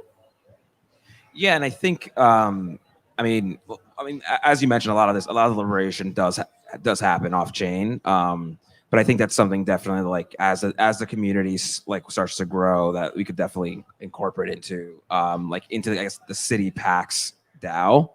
I don't know if Diego, if you want to talk a little more about that. And a lot of the whole idea is here. Yes, they're receiving 75-80% of the funds today, but in the future is to be able to distribute this on chain automatically to specific endowment funds or to specific educational programs, or in this case to specific. I believe in a few years, every school ID or lunch ID is going to be an NFT, and that's where we're going. We're tokenizing everything that we can in order to control, have more transparency, but also allow other people to support that. So.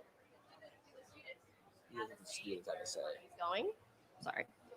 Or will the students have a say in where the money is going? Do you want to answer that? Well, yes, as NFT holders, we're starting with the community and the holders having that power to upvote and to bring in new ideas of programs for us. But involving the kids is priority, because if we get them from an early age and we get their feedback and we start understanding what their needs are, that's definitely the path to go.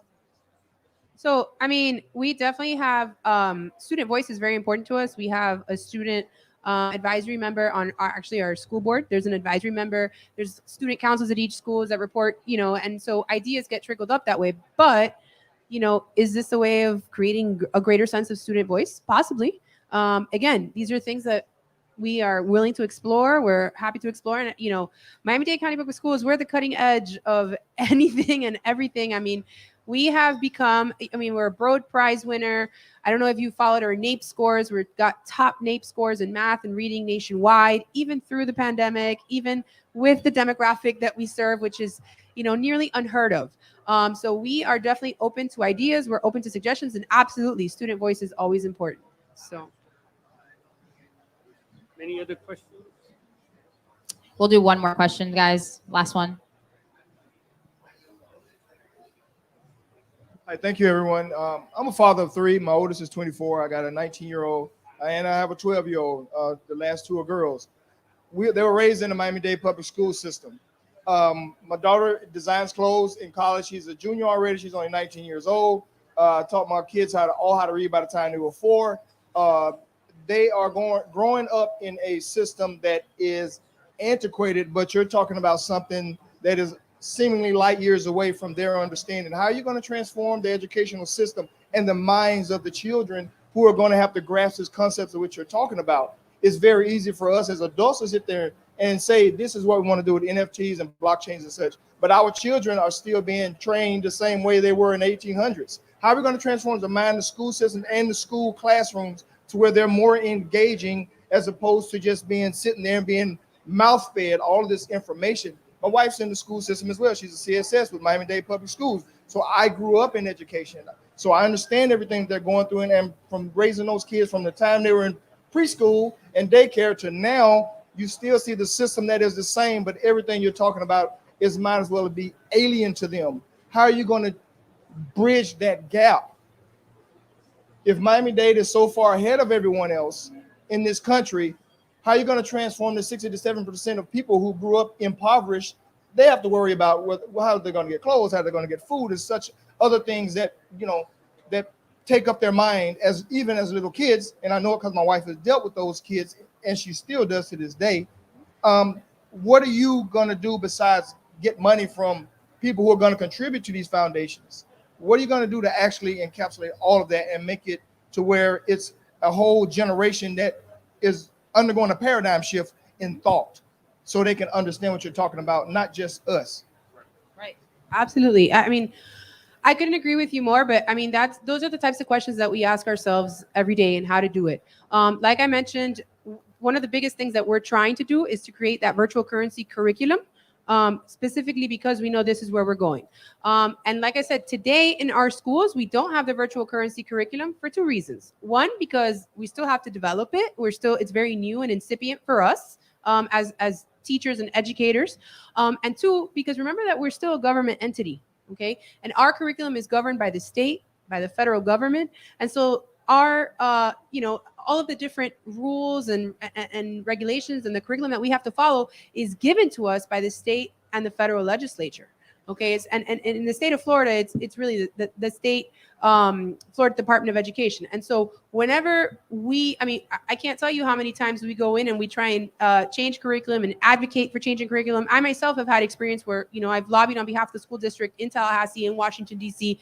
And it's very difficult to sort of change the wave because although we are the fourth largest school district in the country, the largest district in Florida, we're still alien form to the rest of the state. Sometimes it's really difficult to sort of get those things to change. So we try, but in the end, we still have to answer to these government entities. And so that's why I tell you sometimes where we don't have the ability to be able to do it during the school day, we're doing it after school. And that's why it's going to take us perhaps a couple years to get to a virtual currency curriculum, or maybe to work with the National Academy Foundation to come up with a fintech academy where we can start, really developing these programs from K to 12, where you end up with an academy certification and maybe with a career technical education certification to be able to enter these industries and concretely do work in them. It might take us a while, but it is what it is. It's the nature of government. It's what we are. Okay. So, sorry, thank you. I see that we're running out of time, but we do have, like I said, we have tons of kids doing esports, Minecraft, robotics. I mean, we have all kinds of stuff, which are the building blocks of all of this going on in our schools. And I know it may seem, difficult to understand. And it is a daunting task for us. Understand that we have 320,000 students.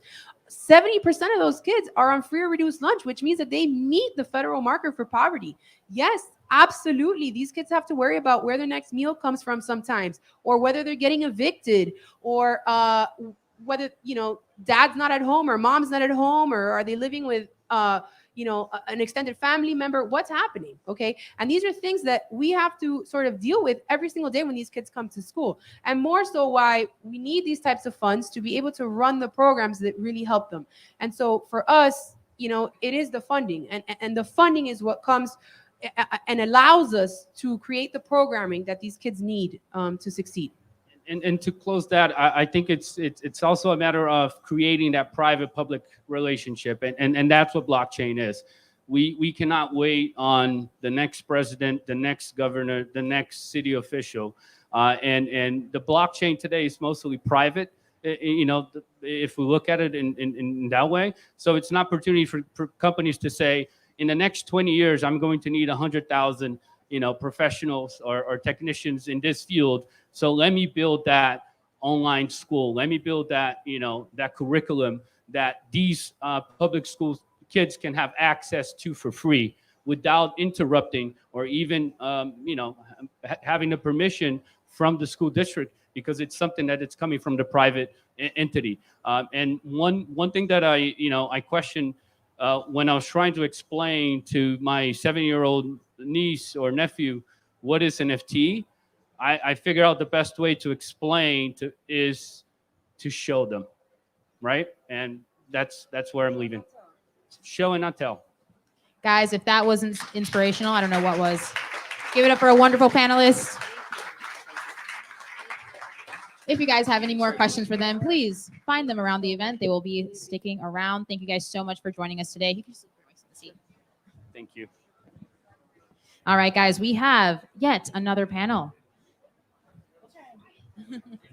All right, can I have the creator economy, Bitcoin, and MiamiCoin NFTs? We're going to have Brittany, Laughlin, Newton Porter, Gianni Delerta, and Michael Gold. Thank you. Andre. Welcome. Thank you guys for sticking around. So happy to be here in Miami. Thanks for coming out tonight, everyone.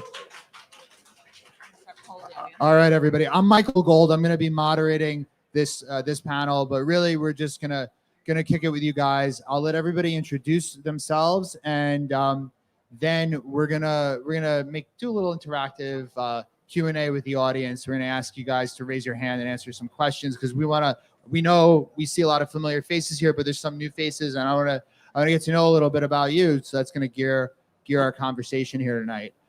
So why don't you start and introduce yourself? Everyone, I'm Newton Porter. I'm the creative director and co-founder of Bitcoin Badgers. We're a Stacks-based NFT project, and one of the first to mint with Miami. We are a Miami-based team, so it's really special for us to have that opportunity to mint with the Miami coin and educate the Miami community, but also the broader Stacks community throughout the process. Great. And I'm Brittany Laughlin. I'm the executive director at the Stacks Foundation. Stacks is the protocol that MiamiCoin was built on and the CityCoins are built on. So we're the underlying tech platform that enables people to build. It's also the easiest way to earn Bitcoin is by holding stacks, participating in stacking. And what we do at the Stacks Foundation is we help support builders. So whether it's education, resources, tools, we have about a $250 million treasury, which we put towards funding grants of builders. So no matter how big or small your idea, we want to help make sure you get the funding you need to get things off the ground. And I'm Michael Gold. I'm the co-founder and CEO of a company called Shaderverse. And I'm also a professor at the School of Visual Arts, where I teach technical direction to MFA students. And thanks. So what Shaderverse does is we make procedurally generative art and software to make procedurally generative art for artists without coding, all through Blender, and we're building a platform for that. And we just launched an NFT collection on Stacks called 305. So it's on Stacks and MIA. And it's in augmented reality, and yeah, it's pretty cool. So I'm really excited to kind of talk with all of you here about the present, the future, where things are going, how to break into all of this. And before we get into that, we have some questions for the audience. So who here like owns any stacks? Raise your hand. Wow, that's like 60. Will you guys say 60% of the audience? Yeah. Okay. How about MiamiCoin? That's Miami. And how many of you are Miami residents or Miami locals? All right. Yeah. Okay. Good representation. Yeah. And how many people are like creative artists or people who want to create art? Awesome. Awesome. And what about developers in the room here? Any developers? Okay, a few developers. Yes. I know. Some familiar faces raise their hand there. And then any other questions for the audience? What do you think? No, I think builders. Who's drunk? One hand, awesome. Cool. Well, this is great. Well, so it's like a good mix. Yeah. Let's kick it off. So I guess the first thing that we should talk about is how to get into making NFT collections. And we can talk a little bit about the process and what's that like. So why don't you start, Newton? Like when you were making Bitcoin Badgers, like what did it look like for you, and what were your takeaways from the first steps? Yeah, definitely, Michael. Bitcoin Badgers was really an organic process for me. It started off a couple months ago. I was making cartoons for my nieces and nephews, and I shared them out with some friends, and they really liked them. And I'm a product designer by trade, and was building design systems for my companies. And I learned how to kind of take the cartoons I was making for my nieces and nephews and basically randomize them a little bit, give them different hats, different eyes. And so there's like two aspects of it. There's the art itself, and then there's the NFT. Most of the projects you see online are PFP projects for the most part. Profile photo, if you're not familiar. Profile photos. So in our case, Badgers, but there are many others as well. So you create the art, and then you will essentially take that art and you will put it on chain through a smart contract. Brittany, anything to add? Yeah. Yes. And what's great about the blockchain and working on stacks is that all of these contracts are written in clarity and they're transparent, so you can read them. And what's great about that is even if you aren't incredibly technical, you should be able to read it. But we've also seen a lot of people be able to then copy similar contracts to the ones that they want to mint and then make it for their own project. So if you aren't incredibly technical, you don't have to start from zero. You can actually build on things that have already been built. There have been millions of dollars of NFTs already built on stacks just in the past few months. I think Bitcoin Badgers is a really interesting one. It's very exciting. Bitcoin Birds is another one. I think there's like $1.5 million in sales. This was a little 8-bit bird group of NFTs that I think was made by like a 12-year-old.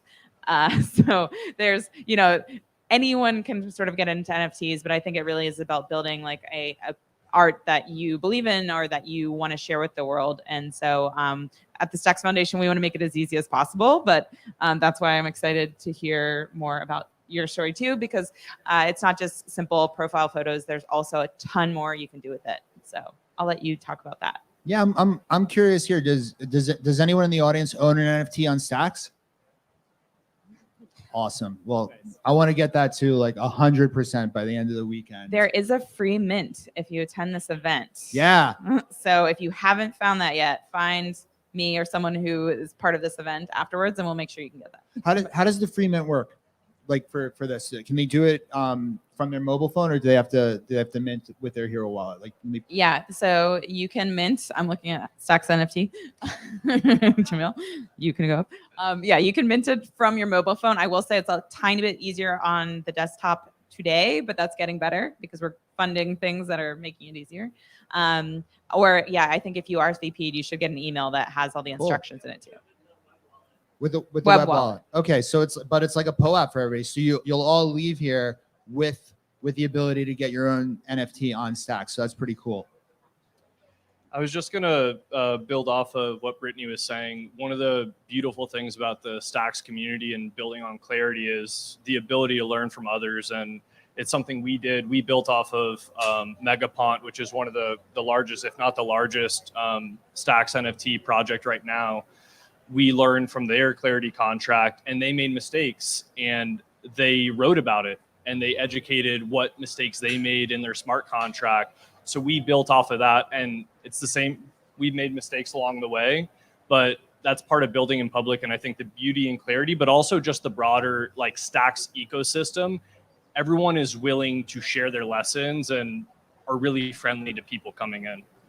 That's awesome. Yeah, and there's a lot of example code for the content generation side of things that you can learn from. So just to like bring it up to a high level for everybody.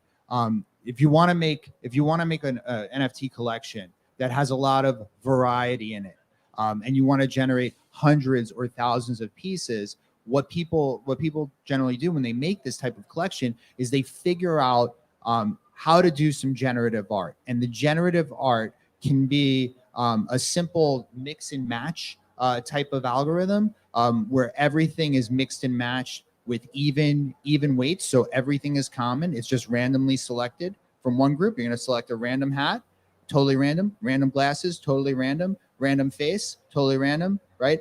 Or what a lot of collections do, like we did with the Artie's collection, where we supported Spencer Terry, who's in the audience here, his amazing art that he made.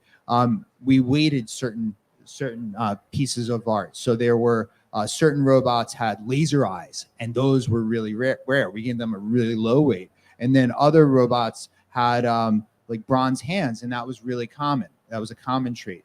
So making those decisions as a creator, it's something that you could do in the beginning. You could do after you see the set and how it's distributed, or you could do it like kind of iteratively in the process. And I'm wondering, like, how did you decide like how to randomize your Bitcoin Badgers? So we have about 220 different unique traits for our badgers. So that might be, this is blue hair. We've got, this guy's a little bit sick right now. He's wearing a lab coat. So each of these are different traits. And what we decided was, you know what, this blue hair is kind of funky. Let's only give that to a few of them. So we eyeballed it, and we also were talking with our community. So one of our cool traits are Bitcoin eyes. The badger, not a lot of projects have motion. So one of the cool things about Bitcoin badgers is they're all animated GIFs. So their eyes will move.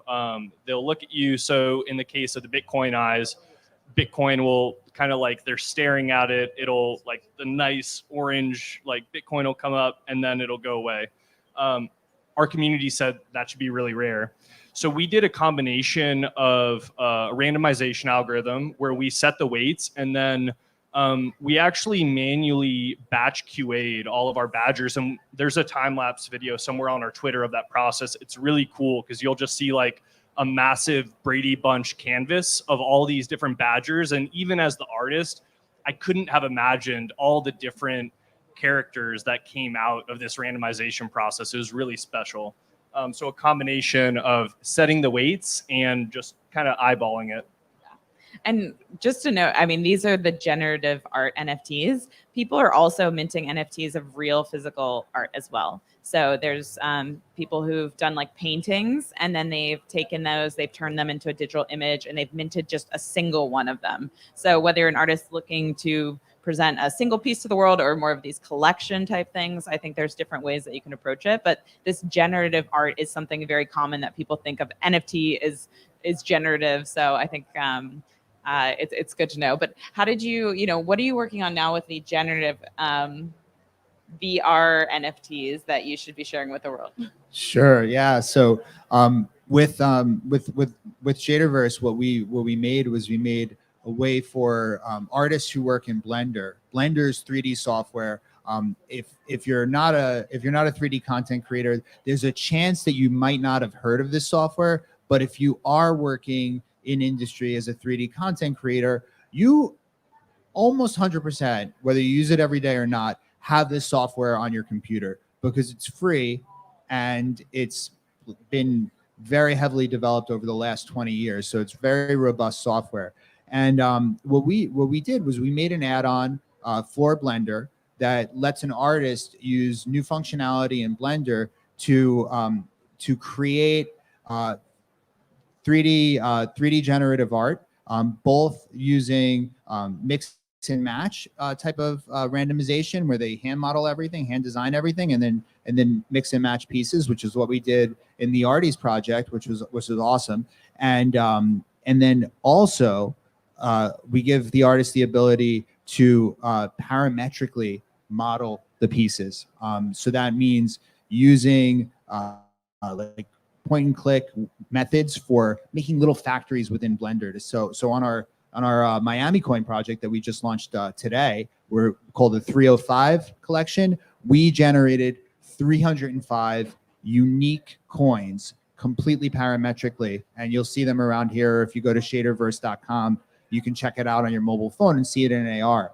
So that's really like how our software works. And then from Blender, we let the artist push out the all the metadata and all the files. So we kind of we did a lot of the tooling so that artists can just be artists and not have to code to make NFTs. And then we worked with marketplaces like STX NFT to deploy, and it was a fairly seamless process. Especially having done one project with the Arties, we just kicked out another project, implemented some really new cool features, and I'm super happy to have something out there now and like have augmented reality NFTs. Like those are visible just on the webpage. So that's kind of I think the future is making it accessible and making it distributed and giving people the ability to use these types of NFTs in games,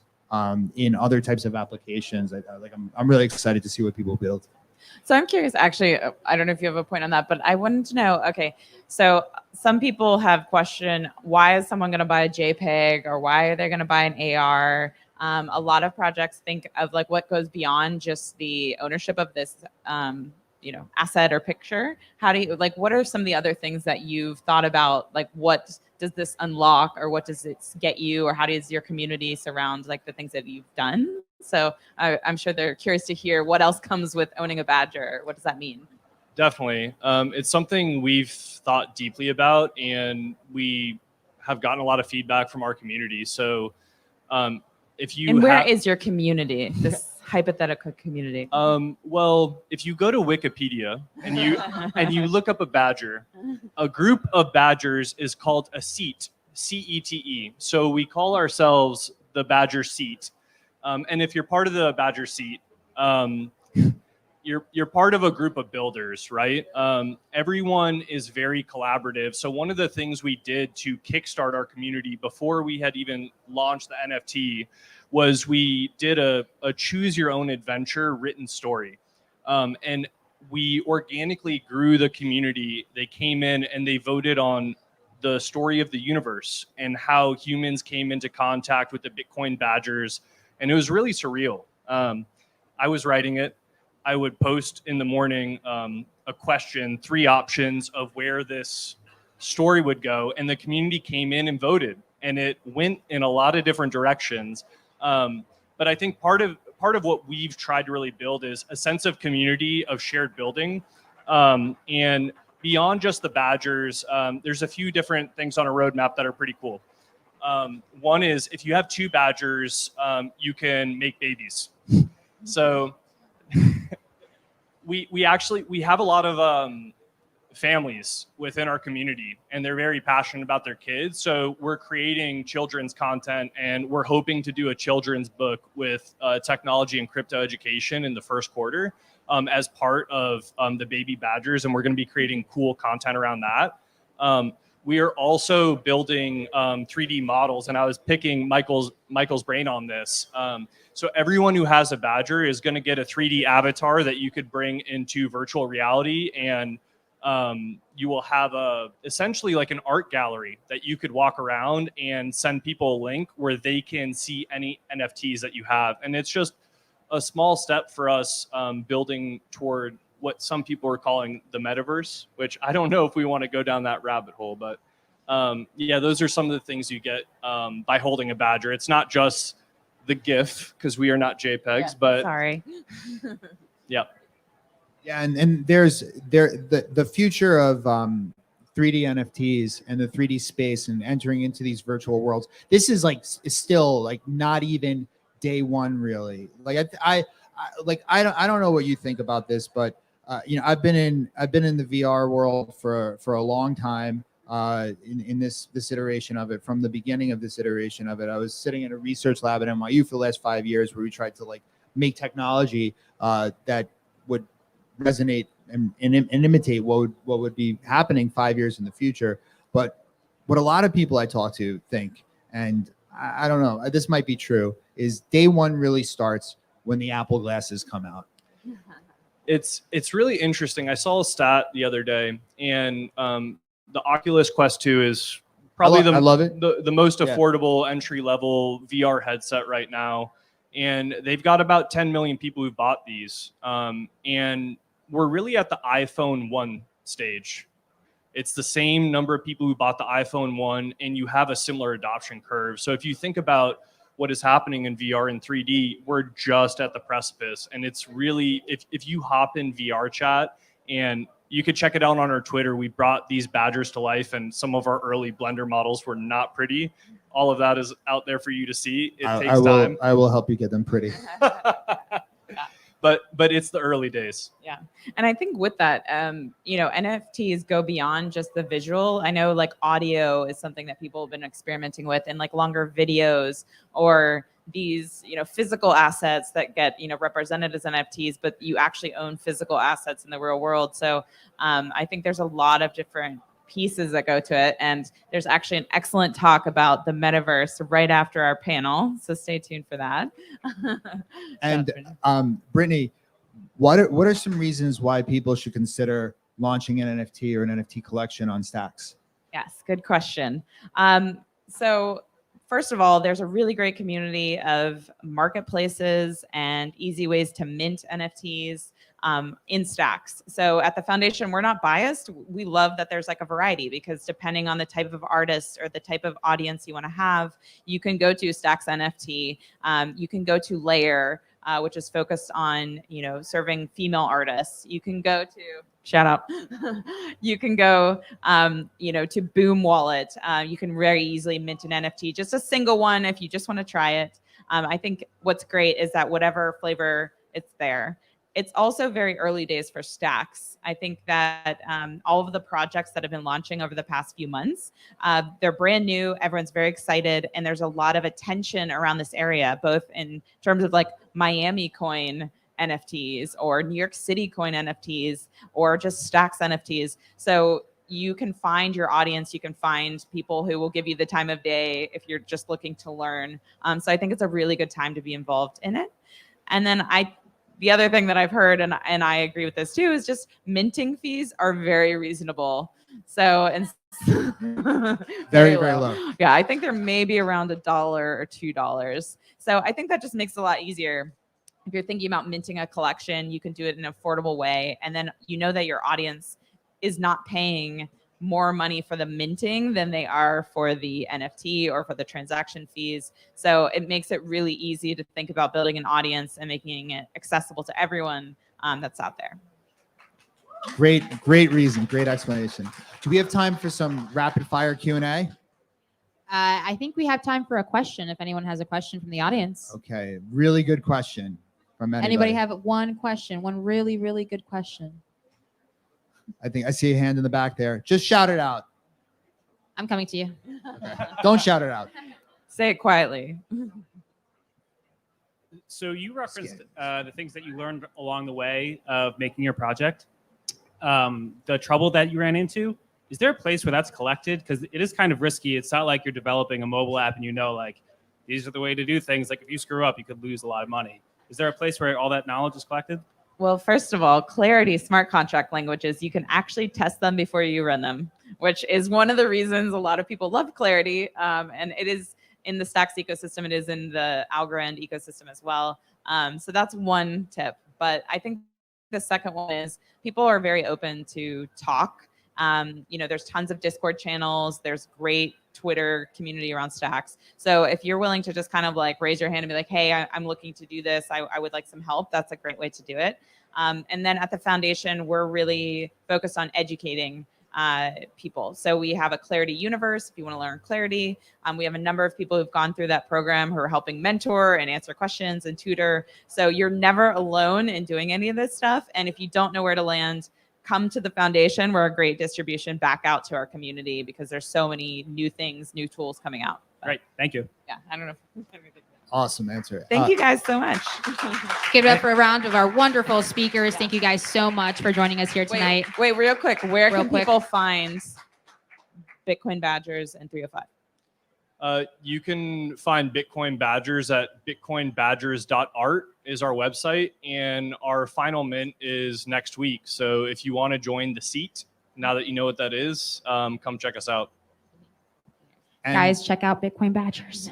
And you can learn more about Schraderverse and try out our token just by talking to my co-founder Mikhail there. You can scan it with your phone and play around with it in augmented reality tonight at the event. Yeah, and stacks.org for the foundation. Hope to see you guys there, and we'll hand it to Mitchell.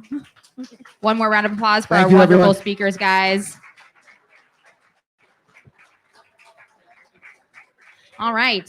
I want to introduce our next speaker, where meat meets meta. Can the metaverse save our planet? Mitchell, will you do us the honors?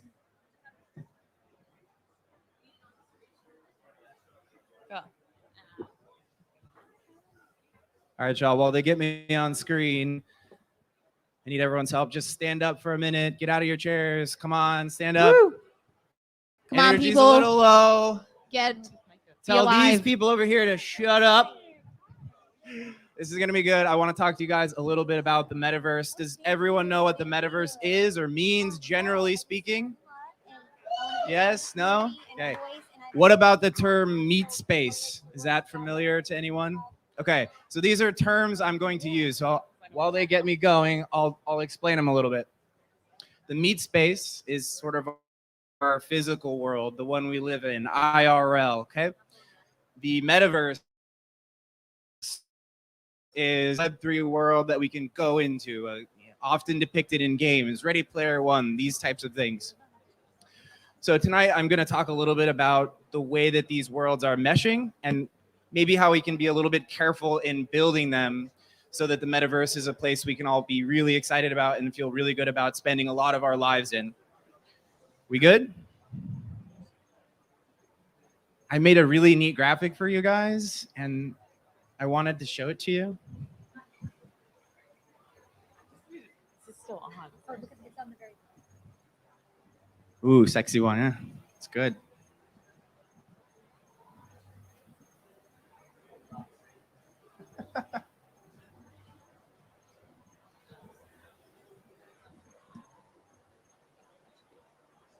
Yeah, there it is.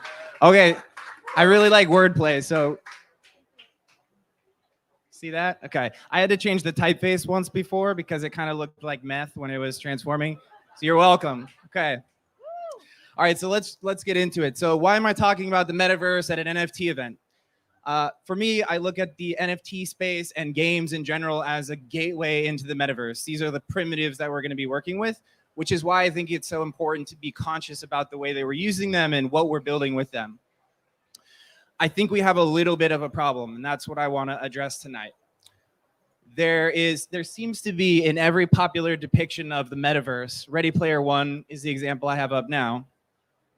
The meat space, remember that word? The physical space seems to suffer. It becomes a hellscape that I don't want to live in, right? Value is extracted. The movie itself opens up with a quote that says, "These days, reality is a bummer. Everyone's just looking for a way to escape." I think this line of thinking is dangerous.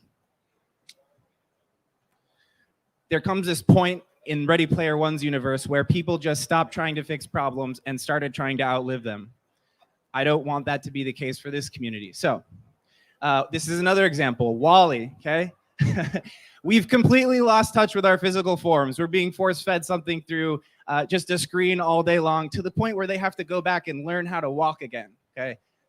This is the dystopia that I want to avoid.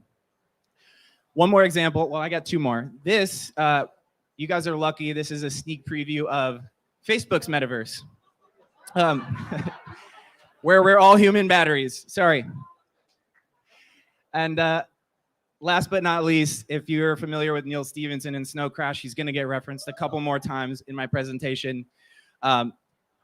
Hero protagonist lives in a burnt out shell of a shipping container. Okay, that's his real world. That's his meat space. So we have a little bit of a narrative problem, but I think we're right at the perfect time to start fixing this. One more. So Neil Stephenson, right? I think it's pretty poetic that he coined the term metaverse for us, and then this year released a book called Termination Shock, which covers climate change and how we're dealing with that, how we're not dealing with that. It's a really good book. I just started reading it. You should check it out. But the foremost thinkers in our space are feeling this tension, and I think we are all probably starting to feel that too. I go to work every day and I want to know that what I do matters, right? And I had this moment a few weeks ago where I was thinking, have I left the real world to go build the metaverse and my physical space is like burning around me, right? And so this forced me to think about, no, I think that what I do matters, but with intention. I want to stop that dystopia that we talked about at the beginning. And so as I started to explore this sort of problem space where every time we depict the metaverse, the real world suffers, I thought, well, there's probably some principles or things we can think about when we're creating stuff to sort of avoid that from day one. And I think we're at day zero today. I think this is a problem that we want to face going forward, and it's not too late. So I want to start with the narrative. There's this penchant to talk about the metaverse like it's this entirely separate space that we're going to go into and escape to, the oasis, right? I think that's not the right way to think about it. No matter what we do in one space affects what we do in another. Even if you're pseudonymous or anonymous, there's still impact that flows both ways. So that's one. We can remind ourselves and others that these are never going to be entirely independent spaces, and we can design for that. I love Pokemon Go. It's a good example of this, right? It's augmented reality. There are game mechanics at play. There are reward incentives, all these kinds of great things, but they're also encouraging activity in the real world. Kids are getting together. They're meeting each other. They're having a physical activity, right? Another one here. I want to build circular economies between the metaverse and the real world. I think it's easy to, especially as we set up this new and exciting world, think about taking value from one place to another. It's like extraction mindset versus thinking about how can we avoid these like serotonin sucks that the Web 2 world is defined by, and think about that whole loop coming back from the metaverse into the real world. And I think last but not least, one of the design principles we can operate with is just around being community-centered. This isn't going to be a foreign concept for you folks in the Stacks world, but being intentional and designing for, instead of designing a product, design for a community, right? We have all these really nifty incentives, right? We have crypto, we have tokens, we have NFTs, we have all these different game mechanics we can deploy. Let's use it to make sure we're incentivizing the right types of activities. Empathy, humanity, these things need to be designed in our experiences. So to kind of sum that up, augmentation is better than separation, being additive over extractive, and being complementary versus competitive. These two spaces need to coexist. One of the ones I'm really excited about, and I'm going to give you two just, I don't know if they're original ideas or not, just things I was thinking about as I was writing on this topic. This idea of physical to virtual minting and mining loops. This is just one of many concepts we can apply, but I've got 15 minutes, so I wanted to share this one. Have anyone seen these shoes before? It kind of went viral for a while. Okay. I think it'd be really neat if a company like Nike or Adidas or any other, instead of just making every NFT going to the highest bidder, what if you had to prove a physical action in the meat space, right? You had to actually run a mile or 2 or 3, or do something consistently over time, or collaborate with a group of people. And that is the action that mints an NFT for you. I think that's a really powerful thing to play with. And then another one, I think this is original. Sorry if it's not. One of the like foremost problems in climate change, as I understand it, is we don't have enough bees. Like the bees are dying. We don't know why. This has been something that's gone around a lot. What if a mining mechanism was actually beekeeping? I call it hive mining, TM, or you can have it if you want to work on it. But again, it's just this notion of tying a real world physical action to something that's important or that impacts our planet in a positive way to one of these things in the metaverse, completing that loop. All right, and I wanted to give some shout outs because I've come across some really neat things in the last few weeks and even here tonight. NFTs for NGOs had a great event last night. I don't know if you were there, raise your hand. Yeah. Doing Good has been recommended to me. NFT platform with a decidedly social mission, social impact. And then CityPacks, which you heard from tonight. They're taking all these NFT collections and the money raised from MiamiCoin and putting it to good use for students. So this is already beginning. These design principles are sinking in, and you're an amazing community for being sort of a forward thinker on this. I think we can actually lead the broader crypto space on some of these things. And okay, I've got a little surprise announcement.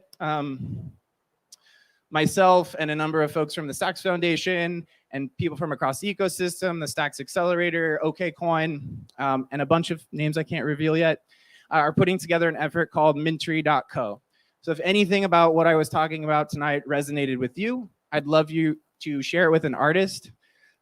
This is a launch pad for artists focused on Bitcoin NFTs at first, but I think which will continue to grow as the metaverse continues to mature. It's artist-led, it's artist-forward, artist-first, sustainable, conscious, all these sort of values are baked into the program. We're gonna take 10 artists for the first cohort. We're gonna give them $15K a pop to go full-time and work on this, and they're gonna get access to all the best people in the space. Again, I'm shy about sharing some names. They'll be exciting, so stay tuned. If you're interested in all, at all, just go to mentory.co, come thrive in the metaverse. And I'll leave you with this quote from Neil Stephenson. I really appreciate you guys having me. I think it's a really exciting time and that we're lucky we get to work on these sorts of really fun, interesting problems. And that's it. Thank you. Thank you so much, Mitchell. Very inspiring. Guys, that was meat in the metaverse. All right, going on to our next panel, we will be talking about the diverse future of NFTs. Can I have Jessica Greenwalt, Rachel Terry, and Alla Koretsky? Alla Koretsky, my bad. Welcome, welcome. Have a seat, ladies. First of all, let's welcome all these beautiful women in blockchain because, wow. This one good?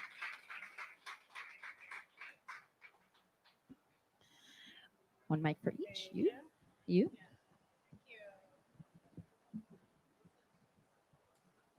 You guys can go ahead and get started. Hi, everyone. Good evening. We're so excited to be here. It's been kind of, we've been planning this for a long time, and thank you so much, Andre, for organizing this. And we're super happy to have these amazing ladies here. But I wanted to introduce myself first. My name's Alla Koretsky. I'm one of the co-founders and CEO for Layer. We are the first consumer-facing platforms for minting, distribution of NFTs, and sort of minting at scale and making it available for as many diverse communities to enter into the space as easy as possible. I am actually one of the first cohorts for the Stacks Accelerator. We just finished our first accelerator in September. So super excited to see a lot of familiar faces here. But yeah, I just wanted to sort of start this panel and be as genuine and as open as possible. I feel like what we're missing here is sort of, in order for people to connect into the space and to welcome more people into this platform, we have to first tell our stories, right? And what I realized is that the way we connect to other people is just to be genuine and open. There's no experts into the space. We all got into the space pretty recently. When you meet those experts, run. That's not a person you should be speaking with. So I've been I'm going to tell you my story, how I got here, and I want to introduce you to Rachel and Jessica and introduce you to their stories and how they got here and what inspired them as women to be sort of exploring the space of crypto. So my background comes in fashion. I was a buyer for many years. I came into the space from sort of the transparency of the supply chain.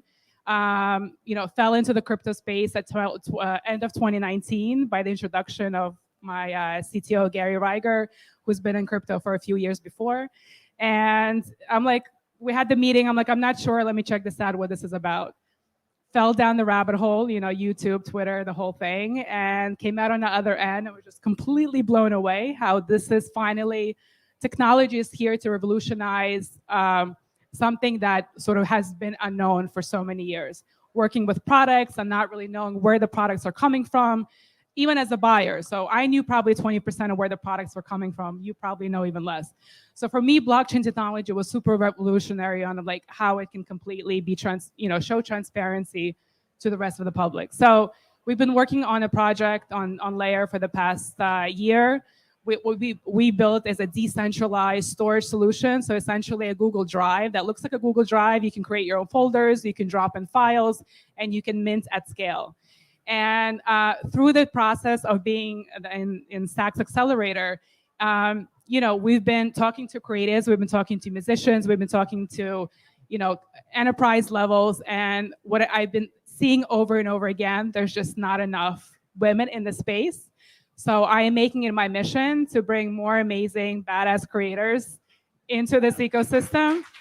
And I think Stacks is the way to do it, right? So, having amazing mentors like Brittany and Shannon and Wei, who's been on this accelerator platform with us, and it's been so inspiring to see other women. And so I just wanted to share their stories here and hopefully inspire others, women and other sort of, people that are not in the typical crypto space. So just come, experiment, don't be shy, and we're here to help you out on your journey. So I wanted to introduce Rachel. So she was part of the Stacks Accelerator with Open Art Source. So Rachel, please tell your story and how you got here, and please inspire others. Yeah, my name is Rachel Terry, and I'm with Open Art Source, which is it's a mobile marketplace for selling physical artwork. So we've been talking a lot about digital artwork with NFTs, but the physical art world has some issues that we're trying to solve. So one of those is provenance. It's hard to keep track of, you know, where paintings are or what the sales have been in the past, and so blockchain is perfect for tracking that. Also, artists don't get royalties, just like, you know, like musicians do. And so our platform aims to do that. So we combine NFTs, which get attached to the physical artwork, and then AI to validate that this NFT goes with this artwork, and blockchain to track provenance to do that. And so it's an interesting cross of two worlds. But we're really excited about that. So I had been working with one of the co-founders for many years in digital marketing. And then when he and Cecil Pong, the other co-founder, so Ilan Klein and Cecil Pong, when they started Open Art Source, they asked me to come help, and I work as the media director for Open Art Source. How did you get into crypto is my question, because I'm so interested to hear everyone's stories. I feel like everyone is coming from somewhere else. Yeah. And we're all here. We all landed here from different directions. I would love to hear how you got into the space. Yeah, it's kind of funny because you're talking about how many women there are in crypto. So this really is not my background. And when I was thinking about this panel and the idea of getting certain people into crypto, I have sort of a contrarian view of this. And so here's why. So when I was 18, I went to college. I went to this summer honors program that happened the summer before fall semester. And at one point during this summer honors program, they took all of the girls into a room and they said, some of the professors said to us, "We really need you to major in science." And, you know, I was kind of a smart aleck kid. I was thinking, like, who's we? Like, why do you think that you get to tell us what you think we should major in? And I also thought, I am betting that you aren't taking the guys into a room and telling them what you think they should major in. Why are you doing that to us? You know? And so I had professors saying, you know, we think you should major in science. I had my mom telling me, I think you should go to medical school. And so what did I do? I majored in English. And somehow it landed me in crypto anyway. You ended up in crypto. You should have listened to those professors. Yeah.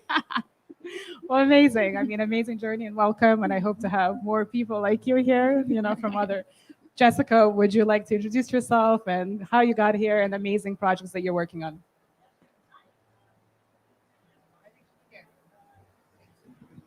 Thank you. Hi, I'm Jessica Greenwalt. I'm a creative director for Vayner NFT, Gary V's new Vayner. He's definitely a crowd pleaser, and it is one hell of a company to work with. No joke. Like being inside, and I'm not a company fangirl. I legitimately love this company, and they are legit about putting people first. But enough about Vayner. Why I'm in crypto. At the beginning of this year, I went to the CEO of the biggest cybersecurity company in the crypto space, and I made a deal with him.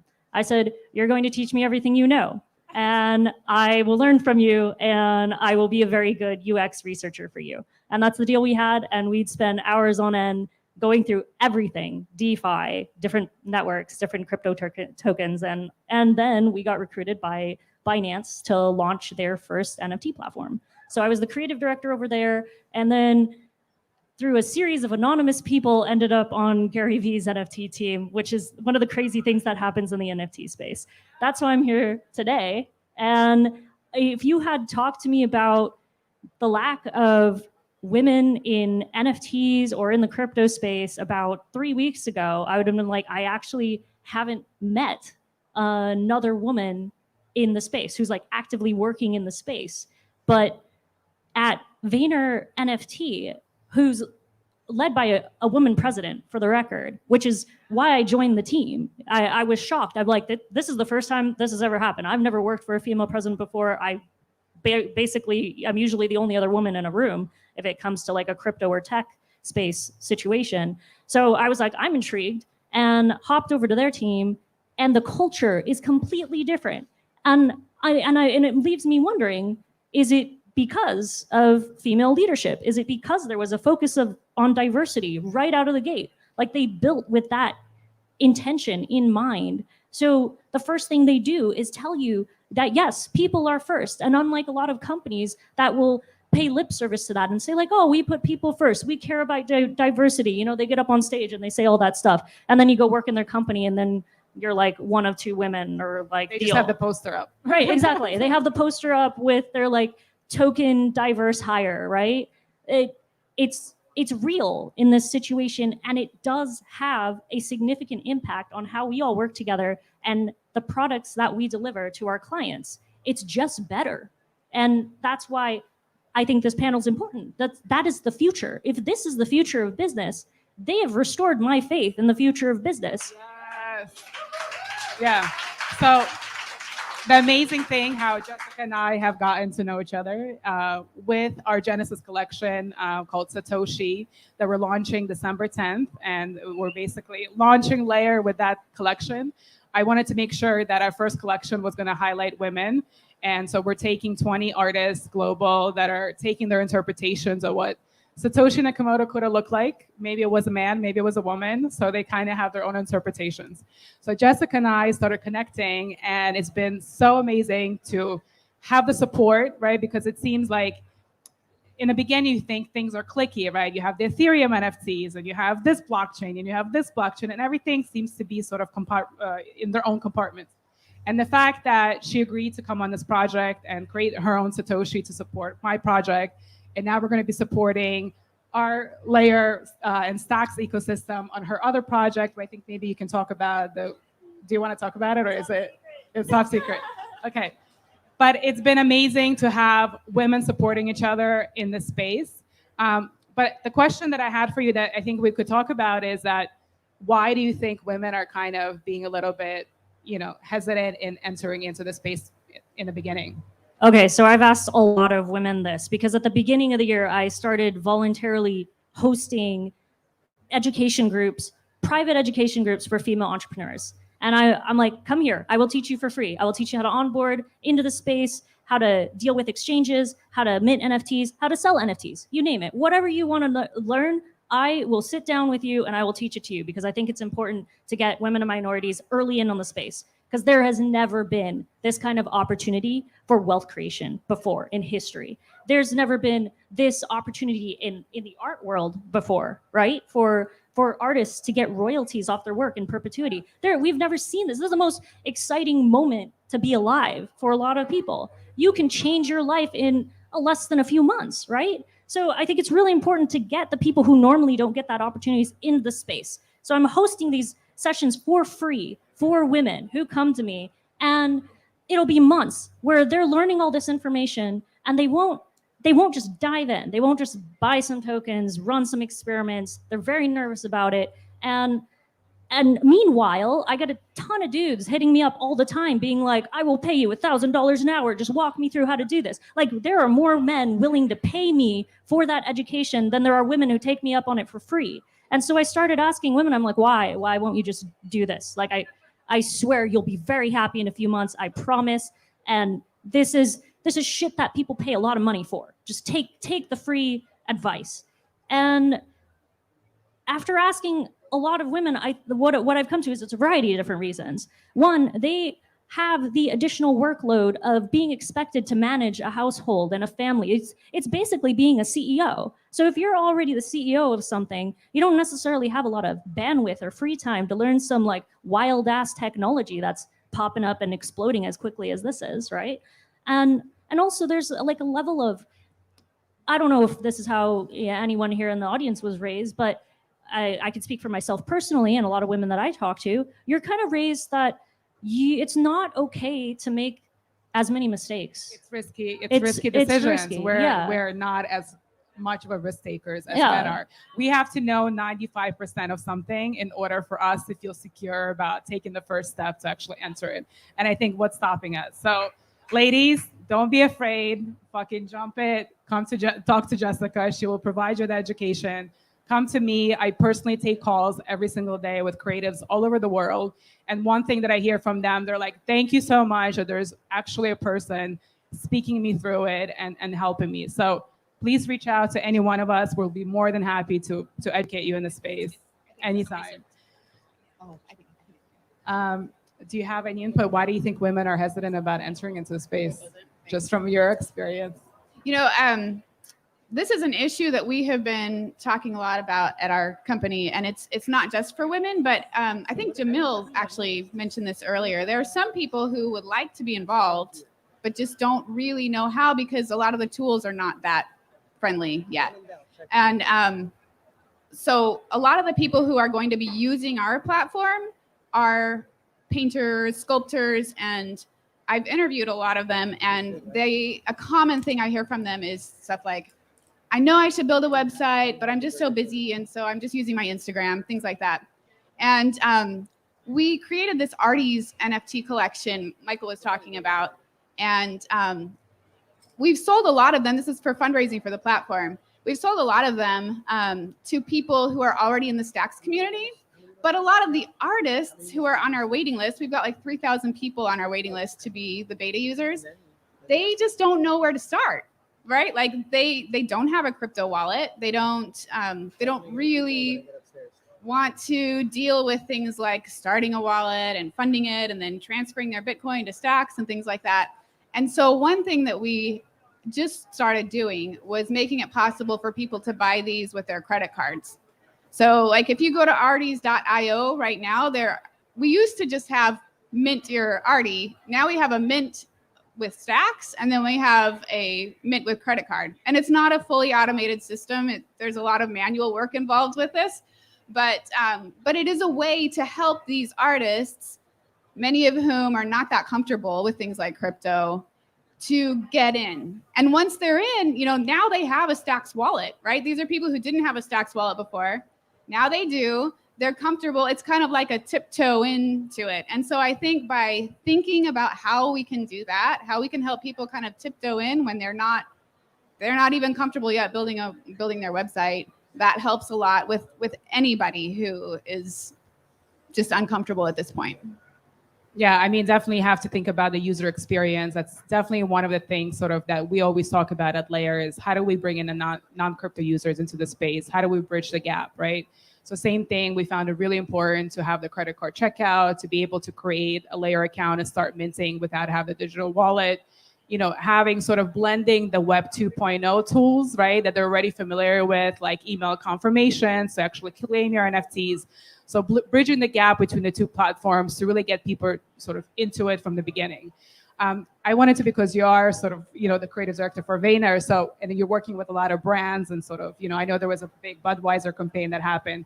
So where do you envision sort of the future for e-commerce and, brands and NFTs? I know they're slowly transitioning to it, coming from. So what's your thought on sort of the future of NFTs in the enterprise level? So a lot of these people are still getting used to the idea. A lot of my job is education first, right? Like we're getting folks comfortable, major brands who are terrified of this on all fronts, right? The legal front, the financial front, the cultural front. Like there's a lot of environmental conversation around what network to use, right? Like especially on the Ethereum network, for example. So we have to kind of hold their hand, get them comfortable with this whole concept in the first place, and then encourage them to do something a little more interesting with NFTs than just do another 10,000 asset generative drop, right? Like talk about the actual utility. Why do they want to get in the NFT space? What should that NFT do for their customers, right? Not just getting into it for the sake of being another Me Too situation like, oh yeah, I also have an NFT. We really want to push the boundaries of what we can do with this space because we've barely scratched the surface of this, and there's so much more that brands can do. And as they become more comfortable, you're going to start seeing really exciting things from huge brands that you love, that you as a collector or holder of their NFT, you will get access to things that you actually want, like that are actually related to the products that you would have bought prior to getting into the crypto space, things that you couldn't have accessed before? If you were to give one advice to one of your friends how to get into the space, what would be that advice? I don't know. What's the first step and the easiest step? Your girlfriend from your middle school called. Yeah. Because I'm getting those calls. Suddenly my friends are coming out of the woodwork and they're like, how do we mint? What's an NFT? What do we do with this? So when you get those calls, how do you get them started? I think you just have to, you have to be a little bit humble because you're going to have to ask a lot of questions, but just to do it, right? Like pick an NFT that you want and then go ask questions. I think that people in crypto are the most helpful people out there. Like maybe it's because it's so new, but you can go to a Discord channel and say, look, I don't know what I'm doing. Can somebody help me to figure out how to download a wallet? And there will probably be 5 people who start answering and they want to walk you through everything and they're going to check back and make sure that you got it done. And really just super friendly people, and just ask questions and you'll be fine. If my friend called me up, and this happens like every 10 minutes, and was like, help me get into the NFT or crypto space, I would be, one, just join my mailing list. I'll add you to the next event that I host at least once a week, if not every 2 weeks, on crypto education. And 2, start following people on Twitter who are in the NFT scene and actually reach out to them. Start out by hanging out in the Twitter spaces, sometimes in Clubhouse, less so nowadays than a couple months ago. But any of those people who are up there on stage talking, they are more than happy to answer your questions. This, like you were saying, this space is incredibly collaborative, super tight knit. A lot of us know each other. And if we don't have the answer for you, we absolutely can forward you to another person who can answer whatever question you have. And we're all experimenting with this together. So there's no reason to feel like you are asking a dumb question. What I say to people when they're like, oh, I maybe have a stupid question. I'm like, you don't have a stupid question. The space is stupid right now. The user experience is stupid right now. It's not you, ask away. We're working on it. UX researchers in the space, we're trying to make it better, but no, sorry, it is shitty right now. It's not your problem. So don't be shy about reaching out for help. I just wanted to introduce you to another badass woman who actually finished this Stacks Accelerator with me. And Wei, please give your bio because you needed to be on this panel. She flew in just to be here for this panel. So give her. Thank you. Thank you, Alla. Good evening, everyone. My name is Wei Escala, and I am the CEO and founder of Xchain. So my background is I have a computer science degree from the University of Texas at Austin. And so I have a pretty diverse background. So I've been in finance, marketing, healthcare, and our company bridges biology and blockchain. So how I got into the blockchain space is that about 3.5 years ago, my best friend froze her eggs. So, and I saw a really big opportunity in using the blockchain to track biospecimens, such as your sperm, eggs, DNA, RNA, tissues and organs and blood and stem cells, so on and so forth. And so our company holds a patent in tracking and matching biospecimens using the blockchain. So that's a little bit about my story. And so I met these wonderful ladies, but never in person. So today is the first time we met in person. So this is incredible. And actually it's the first day that I met a lot of people in person. So, any other specific question that you want? No, I wanted the audience to meet you because I think you're incredible. There's not many women in the space that are doing incredible things like you are. So just shout out to everyone here and shout out to everyone here that has been supporting us and helping us build and grow. And I hope many more to come. Thank you, guys. Thank you. Did you guys want to take any questions from the crowd? Let's do it. Anybody have any questions for these wonderful women? Beautiful brains. No questions. Going once, going twice. Oh, we got a question. One What do you question. got? This one's more directed to you. What is the single biggest UX hurdle that you find? If you had to pick one, which one is the biggest one in Web3? The lack of fiat onboarding right now. That's probably one of the number one requests that I get from marketplaces or people wanting to get into marketplaces. They just want to use crypto the same way they're using their credit card, which is totally reasonable request. Take my money. Yeah, please take my money. But I do want to take this opportunity to inform people that if you want to support women in the crypto space and in NFTs, vote with your dollars. Whatever you spend money on, you are going to see more of. So buy women's art. And here's the wonderful thing about blockchain technology. We can see if you're doing that. If you're just saying like, oh, I totally support women in crypto and women in NFTs, and we look at your wallet and you're like 100% all dudes projects, that's public information. So put your money where your mouth is, buy some women's NFTs, support women in crypto. Heck yeah. One more question.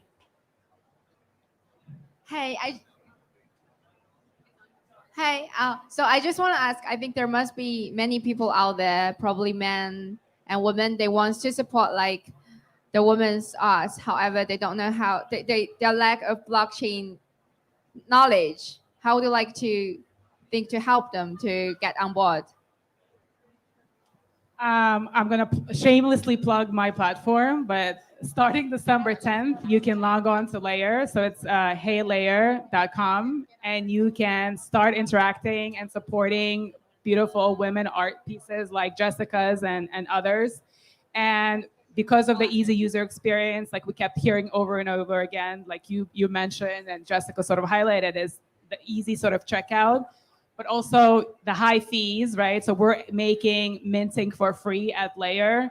We're providing a completely free platform for you to start using it, to start minting. You can track how your NFTs are doing across other platforms. And we're really focusing on interoperability.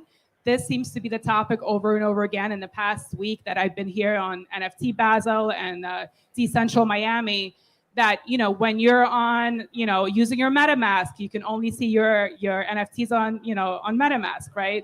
And when you're on other blockchains, you can only see it, you know, where you've purchased it.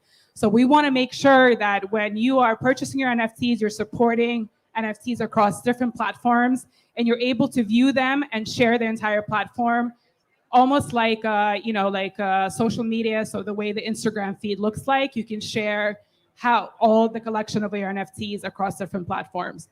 So please, that's probably the easiest way, but maybe someone else has another. But research, see what feels right to you is probably my, you know, my first advice to you. We have another question for Jessica. Jessica, I work with the winery, and so Gary Vee's background is wine, of course. So congrats on that.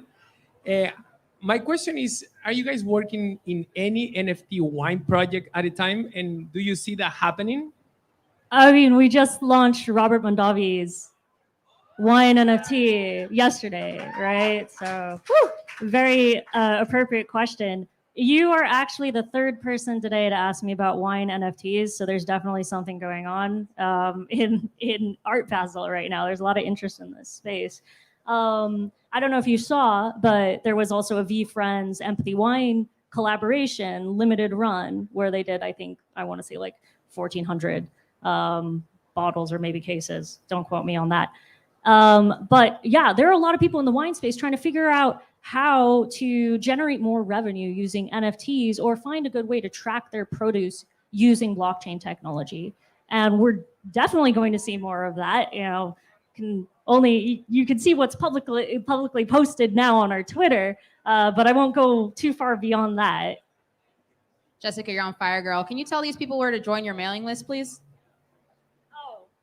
Just hit me up on Twitter, Jessica Greenwalt, Jess Greenwalt, at Jess Greenwalt, JessGreenwalt. It's private sessions for women. That being said, you know, like I do totally appreciate and respect anyone who's willing to learn and get into the space, if you hit me up, I'm going to answer your question. All right, ladies, any last minute thoughts? Where can people find you? And just any information, any alpha you want to drop on these beautiful people? You guys, if you go to the front of the entrance, to the right of you, you're going to see the first only preview of the Satoshis. No one has seen them. So if you guys want to preview what the Satoshis NFTs, our first Genesis collection, looks like, you can see it in the front. So I hope to see you more there. And yeah, follow us at heylayer.com. Yeah. If there are any physical artists out there, we still have our beta program open. So, or if you know any artists, so all you need to do is go to openartsource.io, and there's a button there for signing up for that, and you can be one of the first people to sell your physical artwork on the blockchain. So do that, and also we're still selling some arties. We still have a few left. So get them, they're hot. They look amazing. We are actually gifting the arties to our engineering team for the holidays. Just nice. Support. Yep, arties.io for that. So our company's URL is just xchain.com. And we have a Twitter handle, just xchain. And we have a Discord channel, which is xchain, so it's EGGSCHAIN. Very easy. Yeah, everywhere, xchain. Thank you, everyone, and have fun. Welcome. Yeah. Thank you, ladies, so much for joining us. All right, guys, we have one last panel, or person, actually, and they're going to talk to us about how Stacks Accelerator can support founders building on CityCoins. Kyle. More on there. Oh. The list that I send you. That was just them. No, sorry. 8:30. 8:30 is Kyle. No? No, sorry. The unveiling of. Sorry, I must have meant this to you. The MiamiCoin is part of the Bitcoin family unveiling. Okay. Sorry. Real quick. All right, guys. Sorry, my mistake. Actually, we have one more thing that is squeezing into the schedule.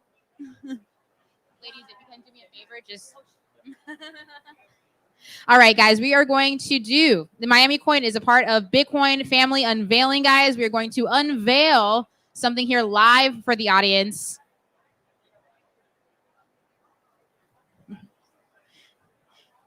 Can Curator BTC and Borges please make your way up to the stage? Curator BTC and Borges, please make your way up to the stage. We are going to do an unveiling. Not you. Hello. I see. All right, guys, we're going to take a small siesta. I will give the microphone over to Creator. His partner is in the restroom. He will be right back. But in the meantime, he will serenade you with his words. Thank you for putting me on the spot.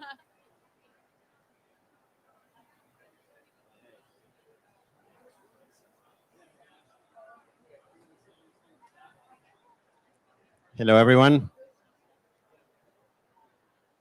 Before we get started, we're going to need a volunteer. Guys, can I have a volunteer? Thank you. Thank you. Right. So we're a curator BTC, also known as the Curator Collective. Borges, the creator of these paintings, the one that Ladies and gentlemen, please, there is someone on the stage trying to give you valuable information. Can you please have the side talk to a minimum? If you would like to speak, there is an entire venue for you, but let's respect this gentleman up here. Thank you. Okay. So the Curator Collective, it's a project organized by a few members of the CityCoins community. I'll tell you briefly what we do, and then in a couple of minutes, the creator of these paintings will come and do the unveiling of one of them here. The concept behind Curator is that we identify artists of physical pieces of art. We purchase them at the price that they consider that is fair. And then we work with digital artists to generate NFT collections through variations of the physical art. The idea is that the NFT holders of these collections then have something that looks like fractional ownership of these pieces. They get to vote and decide what to do with the pieces of physical art. And in addition to that, in addition to what we pay them for the paintings, they keep getting royalties. Both the physical artists and the digital artists keep getting royalties for secondary sales of the art they get. Just to give you an example, this is Future of Money. This is the first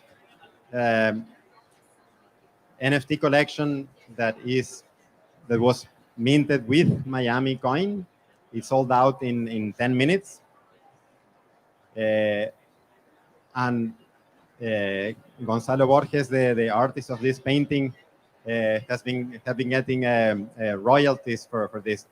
So he's 85 years old. Until this age in his whole career, he had never received royalties on secondary sales. He sells his paintings at whatever the gallery offers, and then most of the money is made by the galleries on secondary sales, and he doesn't see a penny on that. So thanks to this project and the smart contracts enabled by Stacks, artists can now start getting royalties on secondary sales, minimizing the gains that the galleries get at the expense of their work. Oh, and here we have the star. So, yeah. The people on the list, so you can probably. So before we start with the unveiling, I'm going to say a few things. It's been great to be part of this community and know in real life so many of you that I had met virtually before. Only in fact, I didn't know anybody from this crowd in person before, even though I felt the connection with many of you.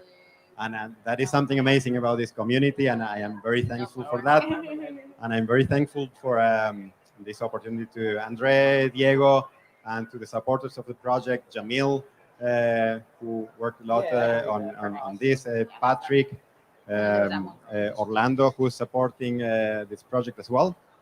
And I just want to say that it's great to be part of this community, and I'm very thankful as well to my friend Gonzalo, here, who is the creator of this piece that we're going to unveil now, entitled MiamiCoin is part of the Bitcoin family, which represents the spirit of MiamiCoin, and that you can go ahead.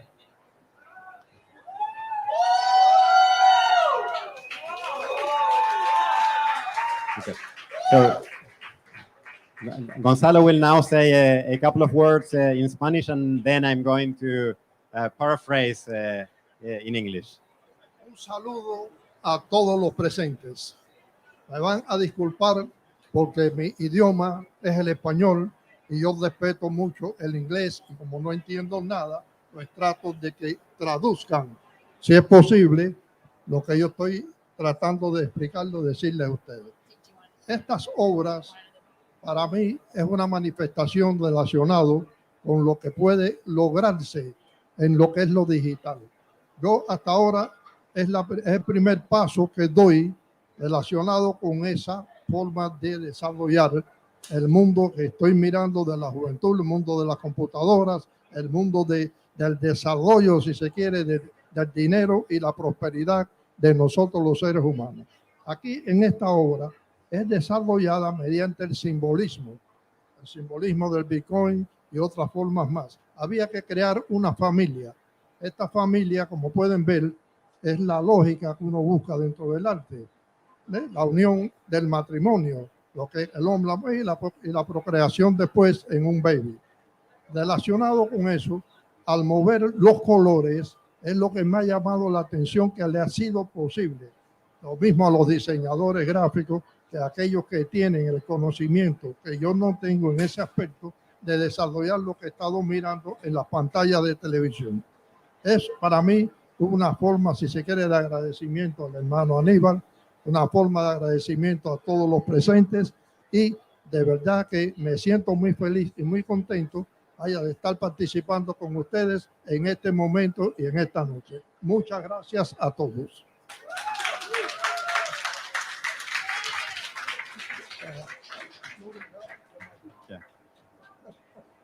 Thank you, Gonzalo. I will just briefly try to say some of what Gonzalo was saying about the painting and add my interpretation as well. There are three elements that we see there. There's a female figure representing Bitcoin as the creator of life that nurtures and provides security. There's a second element who is a male figure representing Stacks, who provides the work through its programmability enabling smart contracts. These two figures are complementary to each other, and that's represented by the use of complementary colors in the original painting. There's then a third element, which is the baby there, which is the first child member of the Bitcoin family, the first of many more to come. And there are a couple of other elements that you can see there. There's Bitcoin dripping gold or digital gold from her breast, symbolizing how she nurtures the world and the ecosystem.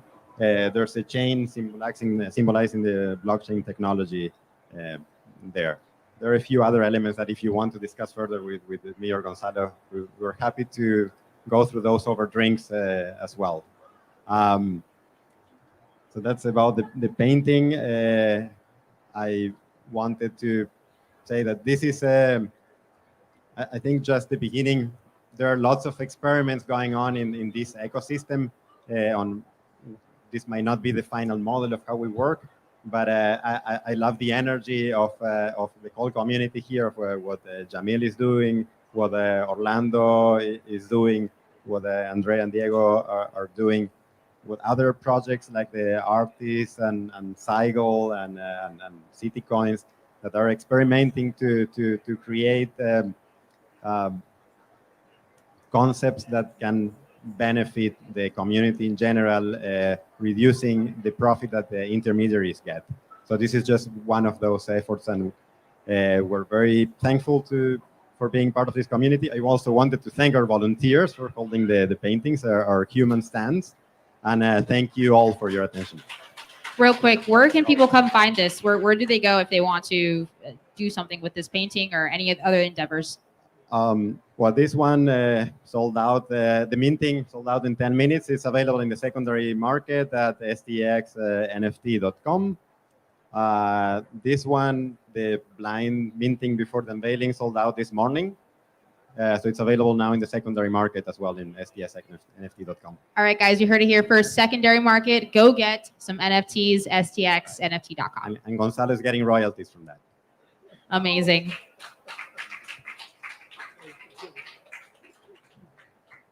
I wanted to thank Josefina, Gonzalo's wife, who has been instrumental in this interaction as well.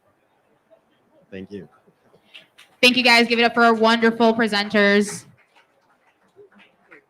All right, we have one last person speaking for this evening. Kyle, come on up, man. He's going to talk to us about how Stacks Accelerator can support the founders building on the CityCoins ecosystem. All right. Thank you very much. We're going to make this quick and easy. I think we're the last thing standing between you, the bar, and apparently a lot of pizza that people keep carrying around. So we won't take up too much time, but we've heard a lot about what's being built on Stacks, everything from NFT to DeFi to what is happening at CityCoins. We are incredibly excited about that at the Stacks Accelerator and Fund as well. I've mentioned it once, I mentioned it twice, I'll mention it a third time. We are looking for great projects building in and around the Stacks ecosystem to fund and also bring through our Accelerator program. 3 months, helping to get you up and running, also bringing in technical support, everything from Bitcoin to Stacks to everything in between, including clarity and smart contracts as well. We work closely with the foundation as they're walking around as well to help bring that type of exposure and energy as well. And there you go. If you don't know how to validate me, there's one guy that can right there. But also with that being said, we take you through this 3-month program, bring you into a demo day, investors, bring a bunch of media as well. It's a ton of fun. I wanted to bring up Wei as well as, again, she did fly in just tonight to hang out with all you, not me, but all of you guys tonight from Texas. She went through our first cohort. Wei, thank you very much for joining us. Tell us a little bit about your experience in the Accelerator program. What was it like going through that in our very first cohort? Absolutely. Yeah. Thanks for the great opportunity. I would say it's a life-changing experience, honestly. And I recommend anybody who's interested in the crypto and blockchain space to seriously consider the Stacks Accelerator. So I'll give you 3 reasons. It's very simple. So one, there is tremendous amount of tech support. So I'm a programmer myself. So our team, we all learn Clarity from scratch. So we learn Clarity. So we attended the workshops for 3 days, and we learned it in May. And we were able to get everything live, everything tested, everything in early November. So this language you can learn, and there's tremendous support in the system, in the Discord channel, just like everybody mentioned earlier. So you can learn the Clarity language, and it's easily viewable, reviewable, and readable. So you can really read it, and you can track it again. So that's the first reason. Second reason, they teach you a lot of secrets, like fundraising, right? So we had a whole session called The Dark Art of Fundraising. So nowhere else I have heard those secrets before, nowhere. And they will tell you, well, this should not be repeated because, I'm not going to repeat those secrets. You have to join the accelerator and you will be sworn into secrecy. So there's nothing illegal. It's all good. But it's just that, no, it's all legal. It's all good advice. It's just people don't tell you about it, right? So if you do the opposite, then, you're not in the game, right? So, is that okay to say? Yeah. No, It's all true. It's all legal. It's all foundational. No, it's really good. I don't do anything illegal. I'm very, very good by the books. I would say third is you make a lot of, forever friendships, and I'm very serious about that. So we made a lot of really good friends. Some of them are right here. And, they're the other founders and co-founders so we help each other out, right? Because we're the first cohort and we really, there are things we don't know, right? And there's no time to make all the mistakes on your own.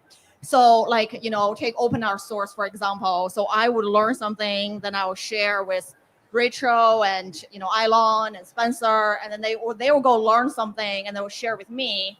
So you really reduce the amount of effort, maybe not quite by 50%, but I think you cut down the learning curve by a good 25%.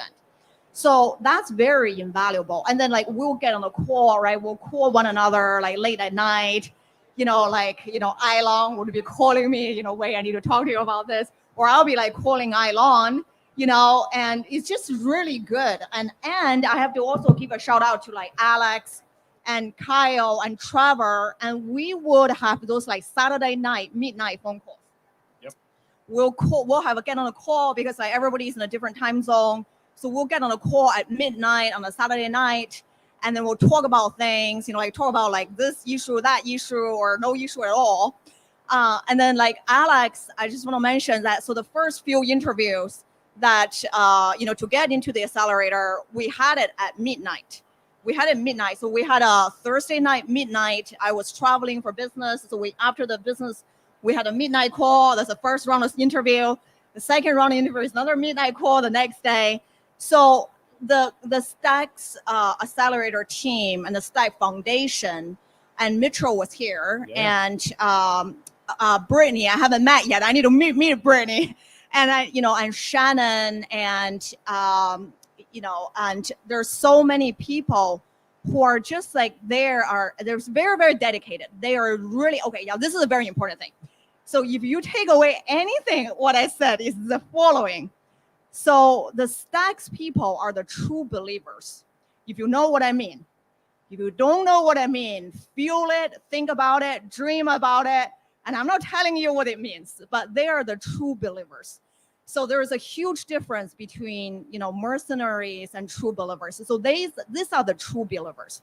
So if you are a true believer, join this accelerator. If you're not a true believer, become one tonight.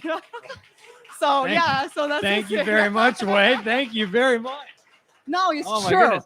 We did not prep. That was not rehearsed. That was perfect. This is Thank like- you. this Thank is you. not rehearsed. So guys, everything that we've talked about, everything you heard here, we're all interested in addition to everything and anything being built around CityCoins, MiamiCoin, NYCCoin, and many more to come as well, and other ideas that you may have been inspired by tonight.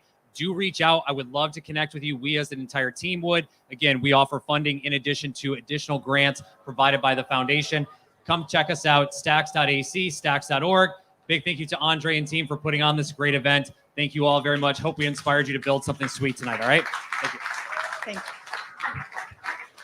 Amazing, guys. Thank you so much for coming out. Again, Stacks, if you guys are interested in being part of the Stacks ecosystems, reach out to these guys. They are here to build a community. Obviously, they're here impacting the Miami community. I want to thank you guys all for coming out here and listening to these wonderful speakers tonight. Thank you to Stacks, CityCoin, Moonray, OKCoin, and STXNFT.com. Guys, let's go party. Enjoy the rest of your night. There's lots of things to do. Again, thank you.